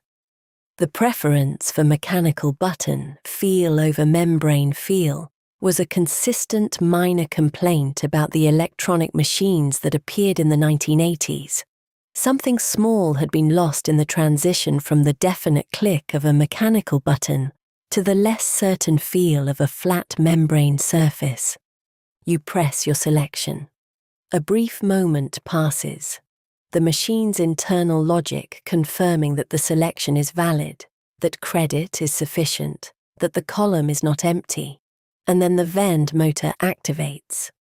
You hear it, a slight electrical click as the relay closes, then the quiet whir of the motor beginning to turn. In a snack machine, through the glass front, you might see the spiral begin to rotate, turning slowly but perceptibly, the product at its front moving toward the edge. The spiral turns, the product advances, and then it tips and falls, and this is the moment of completion, the fall of the product through the dispensing path, a brief trajectory visible through the glass, and then the landing in the delivery bin. The sound of the landing is specific to the product. A bag of chips lands with a soft rustle, a candy bar with a thicker thud, a can of soda with a hard metallic ring. These landing sounds are different, and the ear knows them, and the right sound confirms that the right product has been dispensed. The delivery bin is accessed through a small hinged flap or trap door at the bottom of the machine, spring-loaded to stay closed until you push it open. The flap has a slight resistance, and you push it aside with a hand, reaching into the shallow bin. Your hand finds the product, warm if it came from a non-refrigerated section, cold if it was a drink. You take it out. If change is due, you hear it before you see it, the sound of coins dispensing into the coin return cup, a small cascade of metallic sounds as the appropriate coins fall from the internal change tubes into the cup. You retrieve the change. The coins are cool, probably, and they sit in a small indentation in the machine's face, designed to hold them until taken. You collect them and put them away. The transaction is complete. You step back from the machine, your purchase in hand, and the machine returns to its patient standby state, humming steadily, glowing softly, waiting for the next customer. The whole interaction has taken perhaps a minute, perhaps two. It has involved a specific and learnable sequence of physical and sensory events that together constitute a transaction type entirely unlike any other in commerce. This specificity, this particular combination of light and sound and touch, and the small mechanics of coin and button and delivery, is what makes the vending machine experience so recognizable and so persistent in memory. We remember it not as a transaction in the abstract, but as a set of sensations. The weight of the coin, the sound of its acceptance, the click of the selection button, the whir of the motor, the thud of arrival. These sensations form a pattern that the body remembers long after conscious memory of specific transactions has faded. Maturity and refinement. 1990s, vending. By the 1990s, vending machines had been a fixture of American public life for 40 years. The technology was mature, the industry was established, the commercial relationships between operators and location owners were well understood, and the public had developed deep familiarity with the format. The 1990s were not a decade of dramatic innovation for vending, but of refinement, of making the established system work better, serve more locations, and offer more variety. The scale of the industry by this decade was substantial. The statistic that approximately 1.2 billion cases of soft drinks were sold through vending machines in the United States in 1998 gives some sense of the volume involved. This was not a niche commercial activity. It was a major distribution channel for the beverage industry, moving product in quantities that rivaled conventional retail. The machines themselves were valued at billions of dollars in aggregate, maintained by an industry of operators, route drivers, service technicians, and manufacturers that employed hundreds of thousands of people. Beverage machines of the 1990s had evolved to accommodate the expanding variety of drinks available. The standardization around a single container type, the 12-ounce can, that had prevailed through much of the 1970s and 1980s, was giving way to greater variety as the beverage industry introduced 20-ounce plastic bottles, 16-ounce cans, and various other formats. Vending machines adapted through adjustable column systems that could be reconfigured to hold different container dimensions, and through redesigned delivery paths that could handle the varying sizes and weights of different container types. The visual presentation of 1990s beverage machines was more sophisticated than earlier generations. Large backlit panels displayed current product offerings in full color, making the front of the machine look almost like a retail advertisement. The brand graphics, Coca-Cola's flowing script, Pepsi's bold modernism, the cleaner graphics of non-cola brands, were rendered in vivid color under the machine's fluorescent illumination. These machines were attractive commercial presences in whatever space they occupied, contributing visual energy to lobbies and corridors. Snack machine technology continued to refine the glass front spiral design. The variety of products that could be vended increased, with machines offering wider selections of chip varieties, candy types, pastry items, and alternative snacks than earlier machines had managed. The spiral dimensions were varied within a single machine, allowing different-sized products to be stored in adjacent columns with appropriately sized coils. The 1990s saw the beginning of payment diversification beyond cash, with early credit and debit card readers beginning to appear on machines in some locations. These early card systems were unreliable by later standards. Communication with authorization systems was slow, transaction failure rates were high, and the additional hardware required added to machine cost and complexity. But they pointed toward a future in which cash would not be the only option, in which the friction of needing the right coins or a valid bill would be reduced. In most locations through the 1990s, however, cash remained the standard, and the coin and bill mechanism continued to be the heart of vending commerce. Coin mechanisms were now very reliable. The technology had been refined over decades to the point where false rejections of genuine coins were relatively rare, and acceptance of slugs or fraudulent currency was difficult.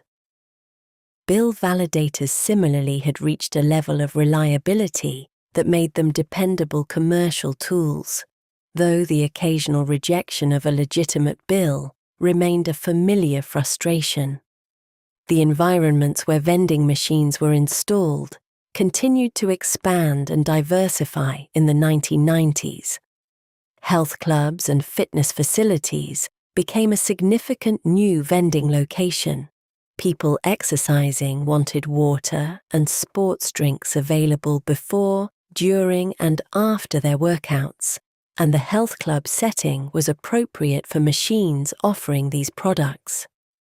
The sports drink category, which had grown substantially in the late 1980s with the success of Gatorade, and then a proliferation of competing brands, was a natural fit for vending. Individually packaged, single-serving, appealing to active people who wanted convenient access without needing to visit a store. Apartment lobbies and residential buildings became another vending environment in the 1990s, particularly in urban high-rises, where a machine in the lobby or on each floor could serve residents who wanted a quick drink or snack without going out. The dynamics of residential vending were different from institutional or commercial settings. The user base was smaller and more consistent. The machines were less heavily used, and the products offered might be more specifically calibrated to residential preferences. The clustering of machines in vending zones became more systematic in the 1990s. A well-managed institutional vending deployment might include a drink machine, a snack machine, a hot beverage machine, and a refrigerated food machine arranged in a coordinated group, each machine designed to complement the others and together constituting a comprehensive automated refreshment option. These clusters were placed in high-traffic areas, near elevators adjacent to break rooms, at major intersections in large facilities, where their accessibility was maximized.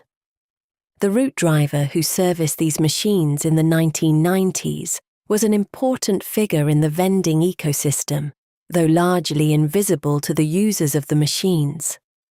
The route driver visited each machine on a regular schedule, typically weekly or bi-weekly for high-volume locations, less frequently for machines with lower traffic, to collect the accumulated cash revenue, restock products, and check for technical problems. The servicing visit was a methodical process. The driver would open the machine with a key, access the cash box and remove the accumulated bills and coins, restock product from the supplies carried in their vehicle, check the mechanical and electronic systems for issues, and leave the machine in good working order for the next cycle. The efficiency of this visit was important. Route drivers covered multiple machines on each shift, and a machine that required extended troubleshooting cut into the time available for the rest of the route. The route driver's perspective on vending was unique. They knew each machine individually, could read its performance from the cash collected and the inventory consumed, and developed a sense of what each location's patterns of use were like. A machine that consistently ran out of a particular product before the next service visit needed to be restocked with more of that product or serviced more frequently. A machine that accumulated less cash than expected might have mechanical problems or might simply be in a lower traffic location than originally estimated.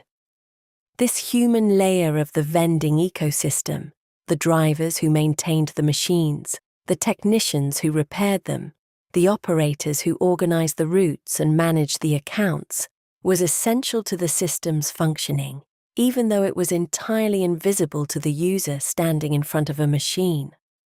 The user interacted only with the machine, never with the human infrastructure that kept it operational. The machine's reliability appeared seamless, but it was the product of regular labor-intensive attention by the people who serviced it. Night people and nocturnal commerce. We have now traced the vending machine through its major decades of development, following the technology from mechanical coin ops to electronic systems with bill validators and guaranteed delivery. But the thread we should return to, the thread that has been running beneath all this history, is the nighttime one. The vending machine's relationship with the night is not incidental to its history. It is central. The machine's whole commercial logic, available at any hour, requiring no staff, always ready, is most fully expressed in the night hours, when everything else is closed, and the machine is the only option. The daytime transactions are more frequent, certainly, but the nighttime transactions have a different quality, a different meaning, a different place in the user's experience. The person approaching a vending machine at 2 a.m. is in a different state than the person approaching 1 at noon. The noon customer is simply buying a snack or a drink because they want one, and it is convenient. The 2 a.m. customer is relying on the machine, depending on it to provide something that is otherwise unavailable, in a setting that is otherwise quiet and possibly a little disorienting, in a state of body and mind that is altered by the lateness of the hour. Night shift workers are the most consistent users of the nocturnal vending machine. These are people whose relationship with time is permanently shifted from the majority's schedule, who are awake when the world sleeps, and who conduct their working lives in the particular atmosphere of the deep night. For these workers, factory employees, hospital staff, security personnel, truck stop attendants, hotel overnight staff, convenience store workers, the vending machine is a dependable constant. The night shift has its own rhythms, different from the day shift's rhythms in ways that are more than just temporal. The pace of the night shift often alternates between intense focus and extended quiet. A hospital emergency room might be very busy at 11 and very quiet at 2, or vice versa, in rhythms that don't follow predictable schedules. Factory night shifts maintain the production pace of the day, but the social atmosphere is different, more compact, the crew smaller, and the building emptier. In these night shift rhythms, the break is its own kind of event. A night shift worker's lunch break at midnight or 2 a.m. is taken in a break room that is still and quiet, with the hum of the vending machines providing the primary ambient sound, the overhead lights on but the rest of the building dark, the city outside either quiet or running on its own nocturnal commerce. The vending machine in this setting is not just a source of food and drink. It is a source of light, of sound, of the small, familiar ritual of the transaction, all of which contribute to making the break feel like a genuine pause and restoration, rather than simply a brief interruption. Hospital visitors who are spending the night, waiting through emergency surgeries, sitting with critically ill patients, keeping watch during the hours when everything hangs uncertain, experience the hospital vending machine in a more charged way. For these people, the machine is sometimes the only commerce available in their accessible world, the only transaction they can conduct that is ordinary and uncomplicated in a situation that is neither. There is something grounding about a vending machine in a crisis, not because a can of soda or a bag of chips is important in any way that compares to the human situation unfolding nearby, but because the act of conducting a normal commercial transaction, depositing coins, pressing a button, receiving a product, is a return, however brief, to the texture of ordinary life. The machine does not know that you are frightened, that someone you love is in surgery, that you don't know what the next hours will bring. The machine knows only coins and credit and selection codes and the correct functioning of its spiral mechanism. Its indifference to your situation is paradoxically a comfort. Travelers waiting in bus stations or airports during the night hours know this experience too. The long layover, the delayed departure, the flight that arrives at 3 in the morning and connects at 6, these intervals of airport or station waiting are punctuated by visits to vending machines because the normal commercial infrastructure of the terminal is closed or nearly so. The coffee machine, the vending machine with sandwiches, the drink machine. These are what remain when the restaurants and newsstands and coffee shops have pulled down their security gates for the night.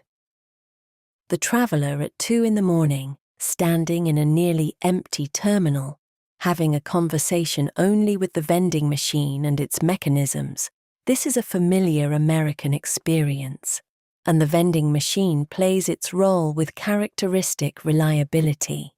It does not comment on the hour. It does not wonder why you are traveling at this time of night. It accepts your dollar bill, registers your selection, dispenses your coffee, returns your change, and lets you continue your long wait. This is enough. It is, in the circumstances, quite a lot.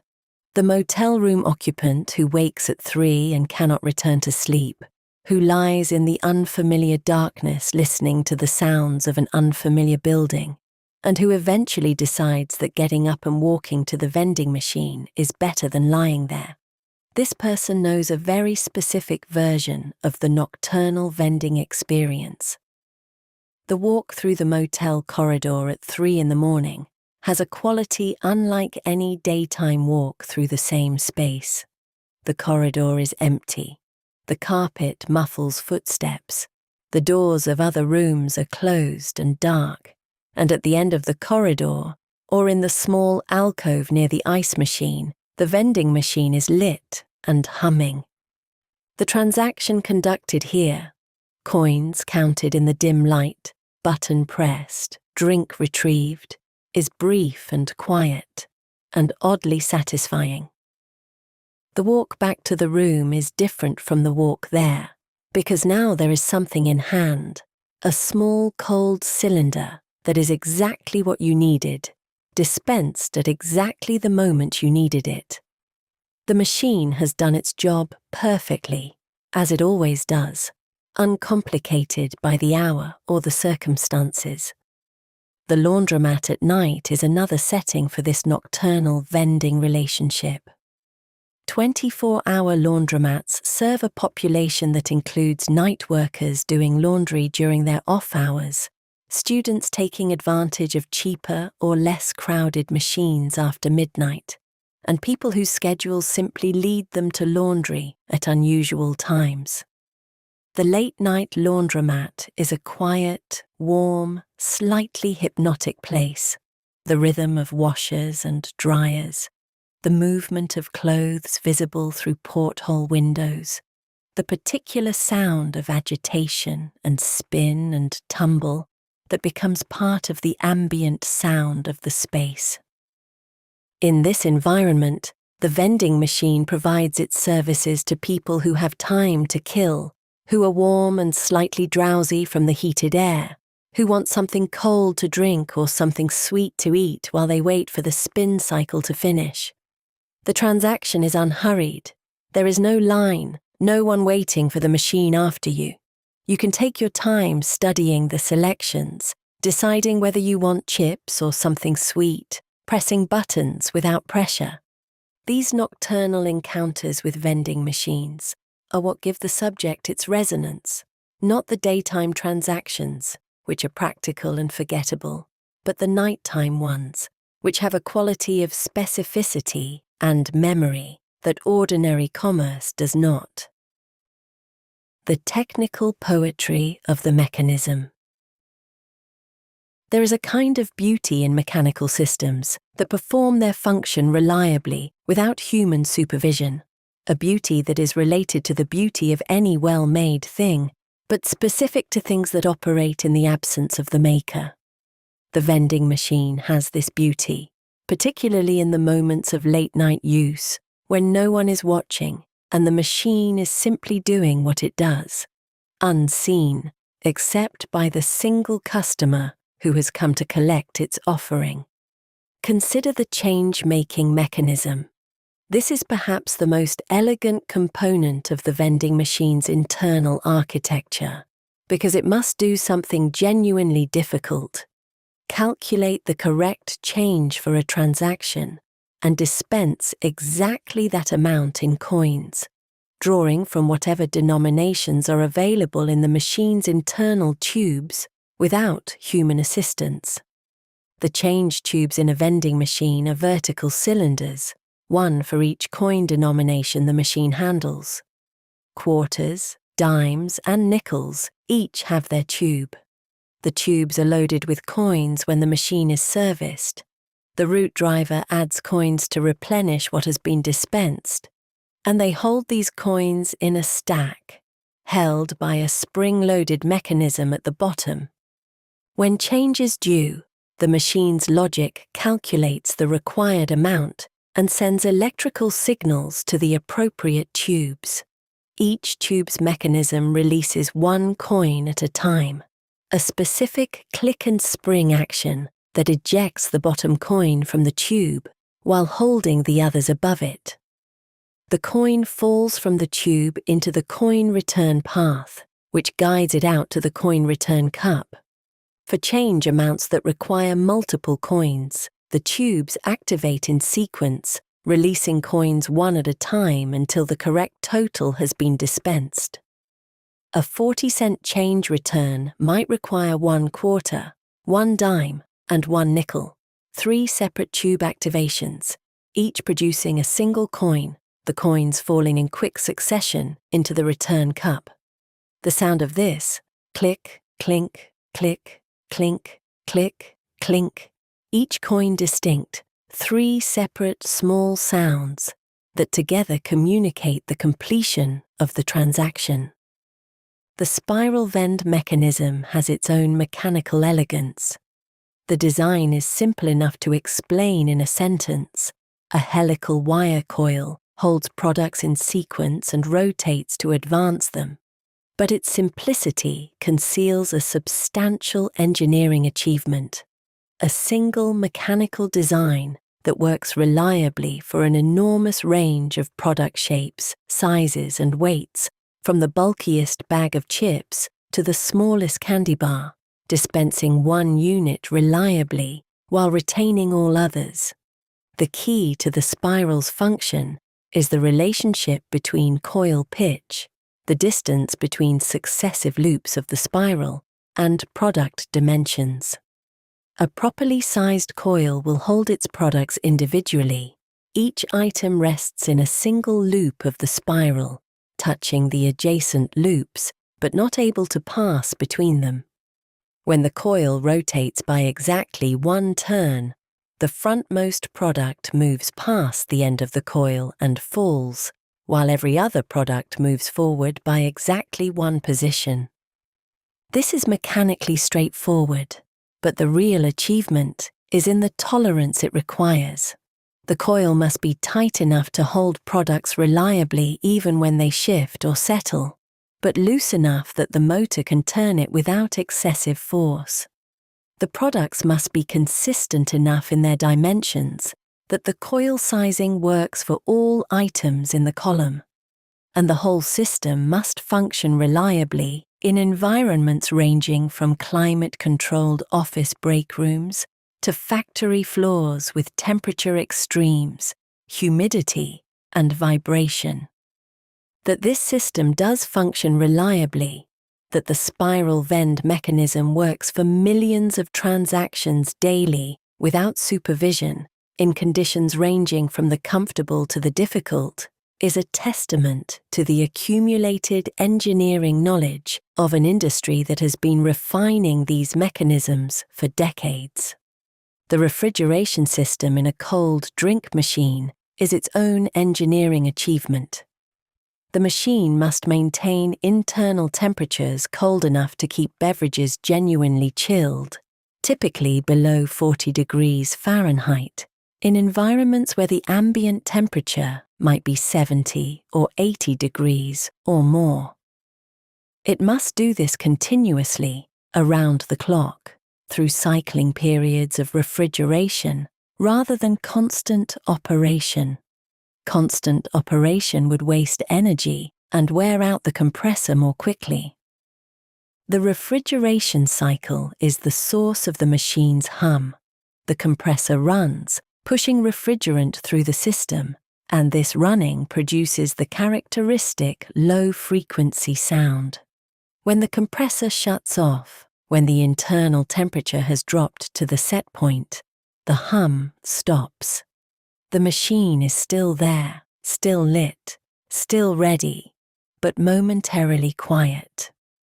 Then the temperature rises slightly, the thermostat responds, and the compressor starts again, and the hum resumes. This cycling, hum on, hum off, hum on, creates the pattern that sleeping people in adjacent rooms have learned to filter from their consciousness. That night shift workers hear without hearing, that becomes part of the sound environment of any space where a refrigerating vending machine operates. It is not a sound that demands attention, but it is a sound that fills space, that occupies the quiet, that constitutes a kind of company for people alone in the early hours of the morning. Cultural memory and the vending machine in American life. The vending machine occupies a particular place in American cultural memory, not a prominent place, not a romantic one, but a real and specific place that anyone who came of age in the latter half of the 20th century shares. It is part of the fabric of institutional experience, woven into memories of schools, hospitals, factories, and motels, accessible through the sense memories of coins and buttons and thudding products. The machine represents something about American commercial culture that is worth articulating: the expectation of availability. Americans of the post-war decades grew accustomed to the idea that goods should be available at any hour, that convenience was a right rather than a luxury, that the commercial infrastructure should serve the population's needs at whatever time those needs arose. The vending machine was one of the mechanisms that made this expectation real, that translated the abstract idea of 24-hour availability into concrete, accessible form. Before widespread vending, the nighttime hours were commercially empty for most Americans outside major cities. Stores closed, restaurants closed. If you needed something to eat or drink after 9 or 10 at night, you were largely without options. The gradual spread of vending machines into the spaces where people spent nighttime hours, hospitals, factories, transit stations, was one part of the broader transformation of American commercial availability that would eventually extend to 24-hour convenience stores, 24-hour pharmacies, and eventually to the infinite availability of online commerce. The vending machine was an early, humble part of this transformation, and its humbleness is part of what makes its cultural role interesting. It did not offer much: a limited selection of products at fixed prices, dispensed through mechanical means that occasionally failed, requiring the exact coins or a sufficiently undamaged bill. Its universe was small and specific. This machine in this location offered these products, and no others. It was available but not abundant, convenient but not transformative. And yet its presence mattered, and its presence was reliable. And in the hours when nothing else was available, that reliability was not a small thing. The person who needed coffee at 3 in the morning and found a working coffee machine was genuinely helped by the machine's presence. The traveller who needed something to eat between flights and found vending machines when the terminal restaurants were closed, was genuinely served. The hospital visitor who needed to stand up and do something with their hands during a long wait was genuinely accommodated by the machine's always readiness. The social neutrality of the vending machine was also a subtle but real cultural contribution. The machine did not discriminate between customers. It accepted the coins of any person who presented them, regardless of race, class, age, or appearance. At a time when other commercial establishments in America enforced segregation and other forms of discrimination, vending machines were indifferent to the identity of their customers, serving only the mechanical requirements of the transaction. This was not social progress exactly. It was mechanical indifference rather than principled equality. But the indifference had the same practical effect as equality in the context of the transaction. The vending machine also represented a form of commerce that was without social performance. You did not need to present yourself in any particular way to use a vending machine. You did not need to dress appropriately, to speak correctly, to manage any of the social dimensions of human commercial interaction. The machine's requirements were purely mechanical: the right money, the right selection. This accessibility was democratizing in its small way, making the transaction available to anyone who could manage the mechanical requirements, regardless of their social confidence or social capital. Over the decades we have covered, the 1950s through the 1990s, the vending machine became so embedded in American institutional life that its absence from these settings would now be notable. An office building without vending machines, a hospital without vending in its waiting areas, a school without any automated dispensing of refreshments. These seem almost incomplete, as though something expected is missing. The expectation of the machine's presence is itself a cultural fact, testimony to how thoroughly it has been incorporated into the architecture of daily life. Evening rounds, the closing hours. As the 1990s drew to a close, the vending machine landscape that had developed over 40 years was entering a period of gradual technological change that would intensify in the following decades. Credit and debit card acceptance was expanding, cashless payment systems were under development. The internet was creating possibilities for remote machine monitoring that would eventually allow operators to track inventory and technical status without physical visits. The era of purely cash-based, mechanically checked vending was beginning its long fade. But in 1999, at the near end of our period, the vending machine in its characteristic American form was still largely what it had been for most of the previous decade. The machines still required coins or bills, the spirals still turned, the cans still fell with that metallic ring, the compressors still cycled through their hum and quiet rhythm. The fluorescent lights behind the panels still cast their cool glow into the corridors and break rooms and waiting areas where the machine stood.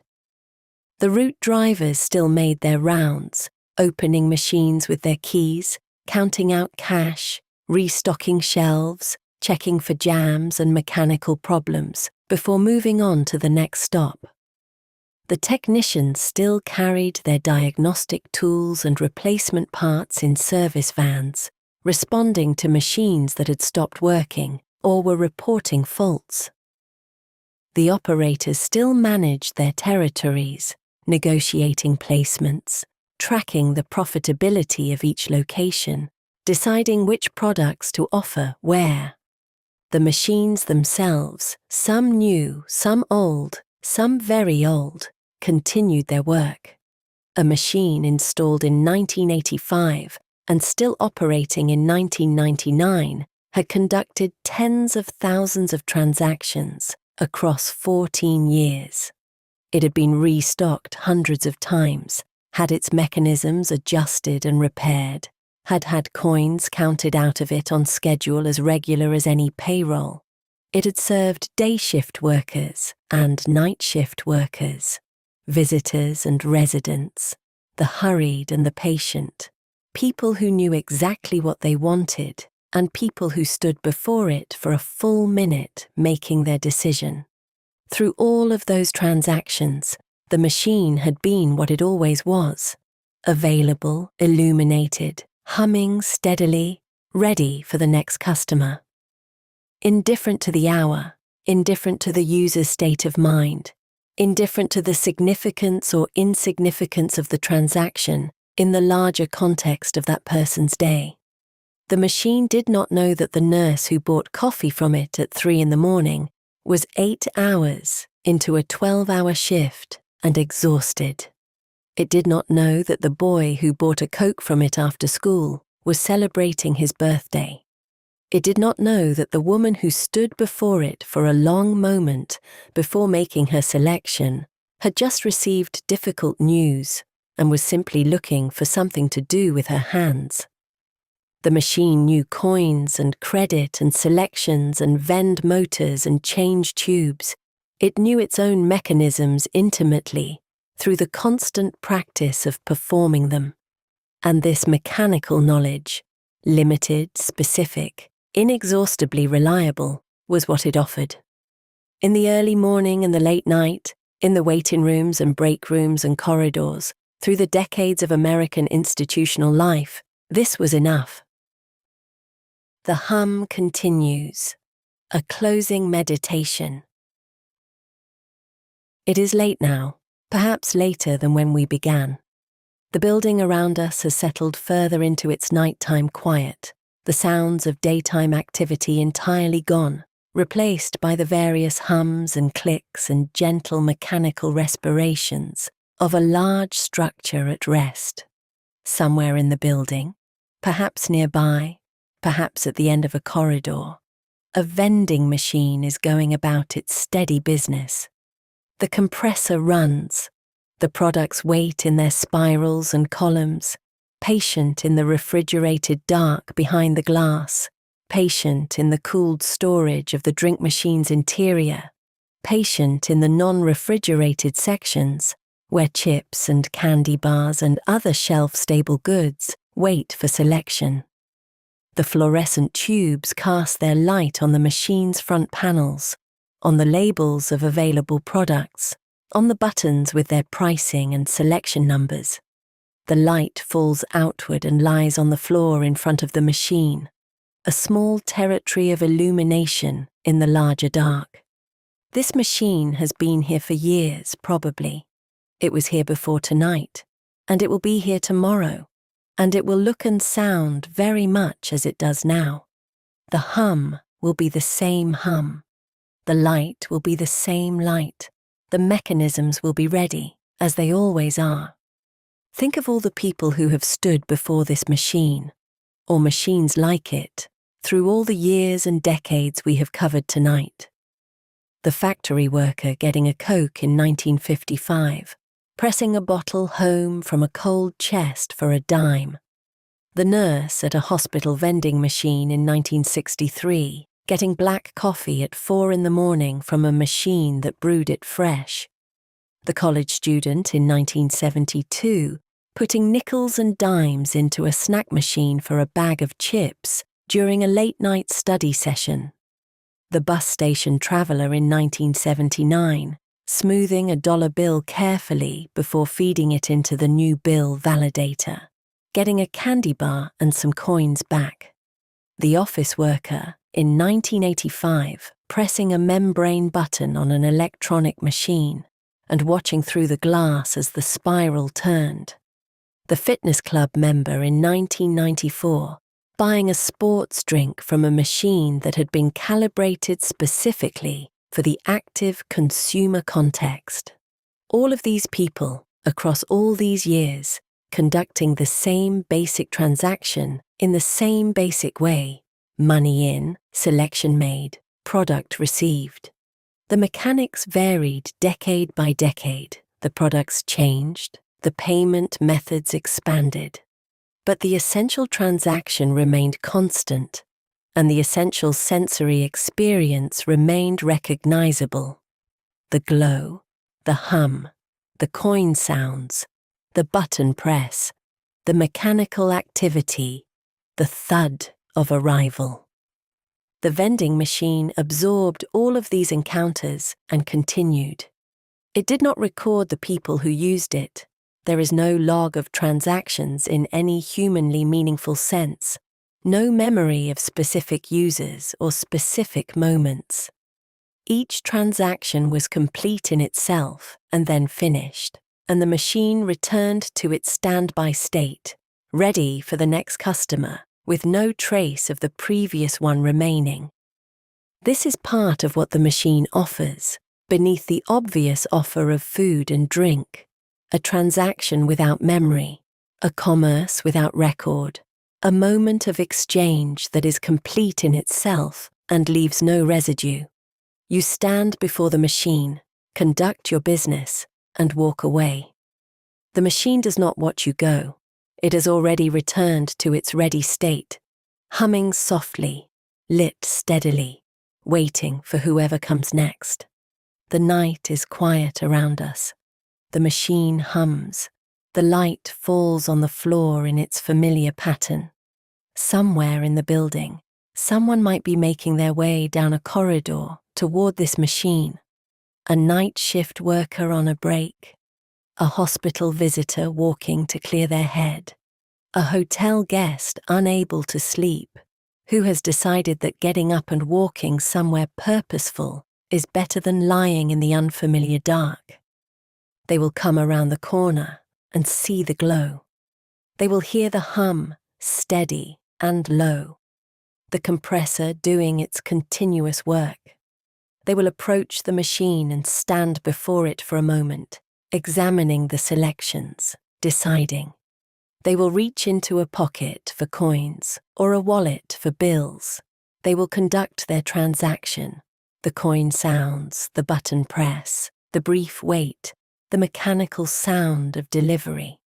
They will take their product from the delivery bin, perhaps collect some change, and turn to walk back the way they came, and the machine will return to its standby state, patient and illuminated and humming, waiting for whoever comes next, as it has been waiting for decades, as it will continue to wait. The history of the vending machine is, in the end, not about the machines themselves, but about the human need they serve.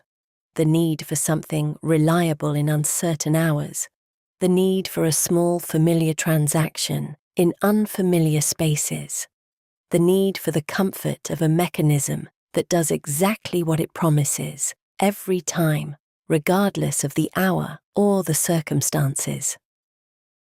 The machine answers this need without fanfare, without drama, without anything more than the quiet competence of a well-made thing doing what it was designed to do.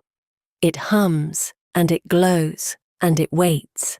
And in the waiting, it offers something that is difficult to articulate, but immediately recognizable to anyone who has stood before one in an empty corridor in the small hours of the morning, listening to the hum and watching the light fall on the floor, grateful for the presence of something steadily, reliably, undramatically there.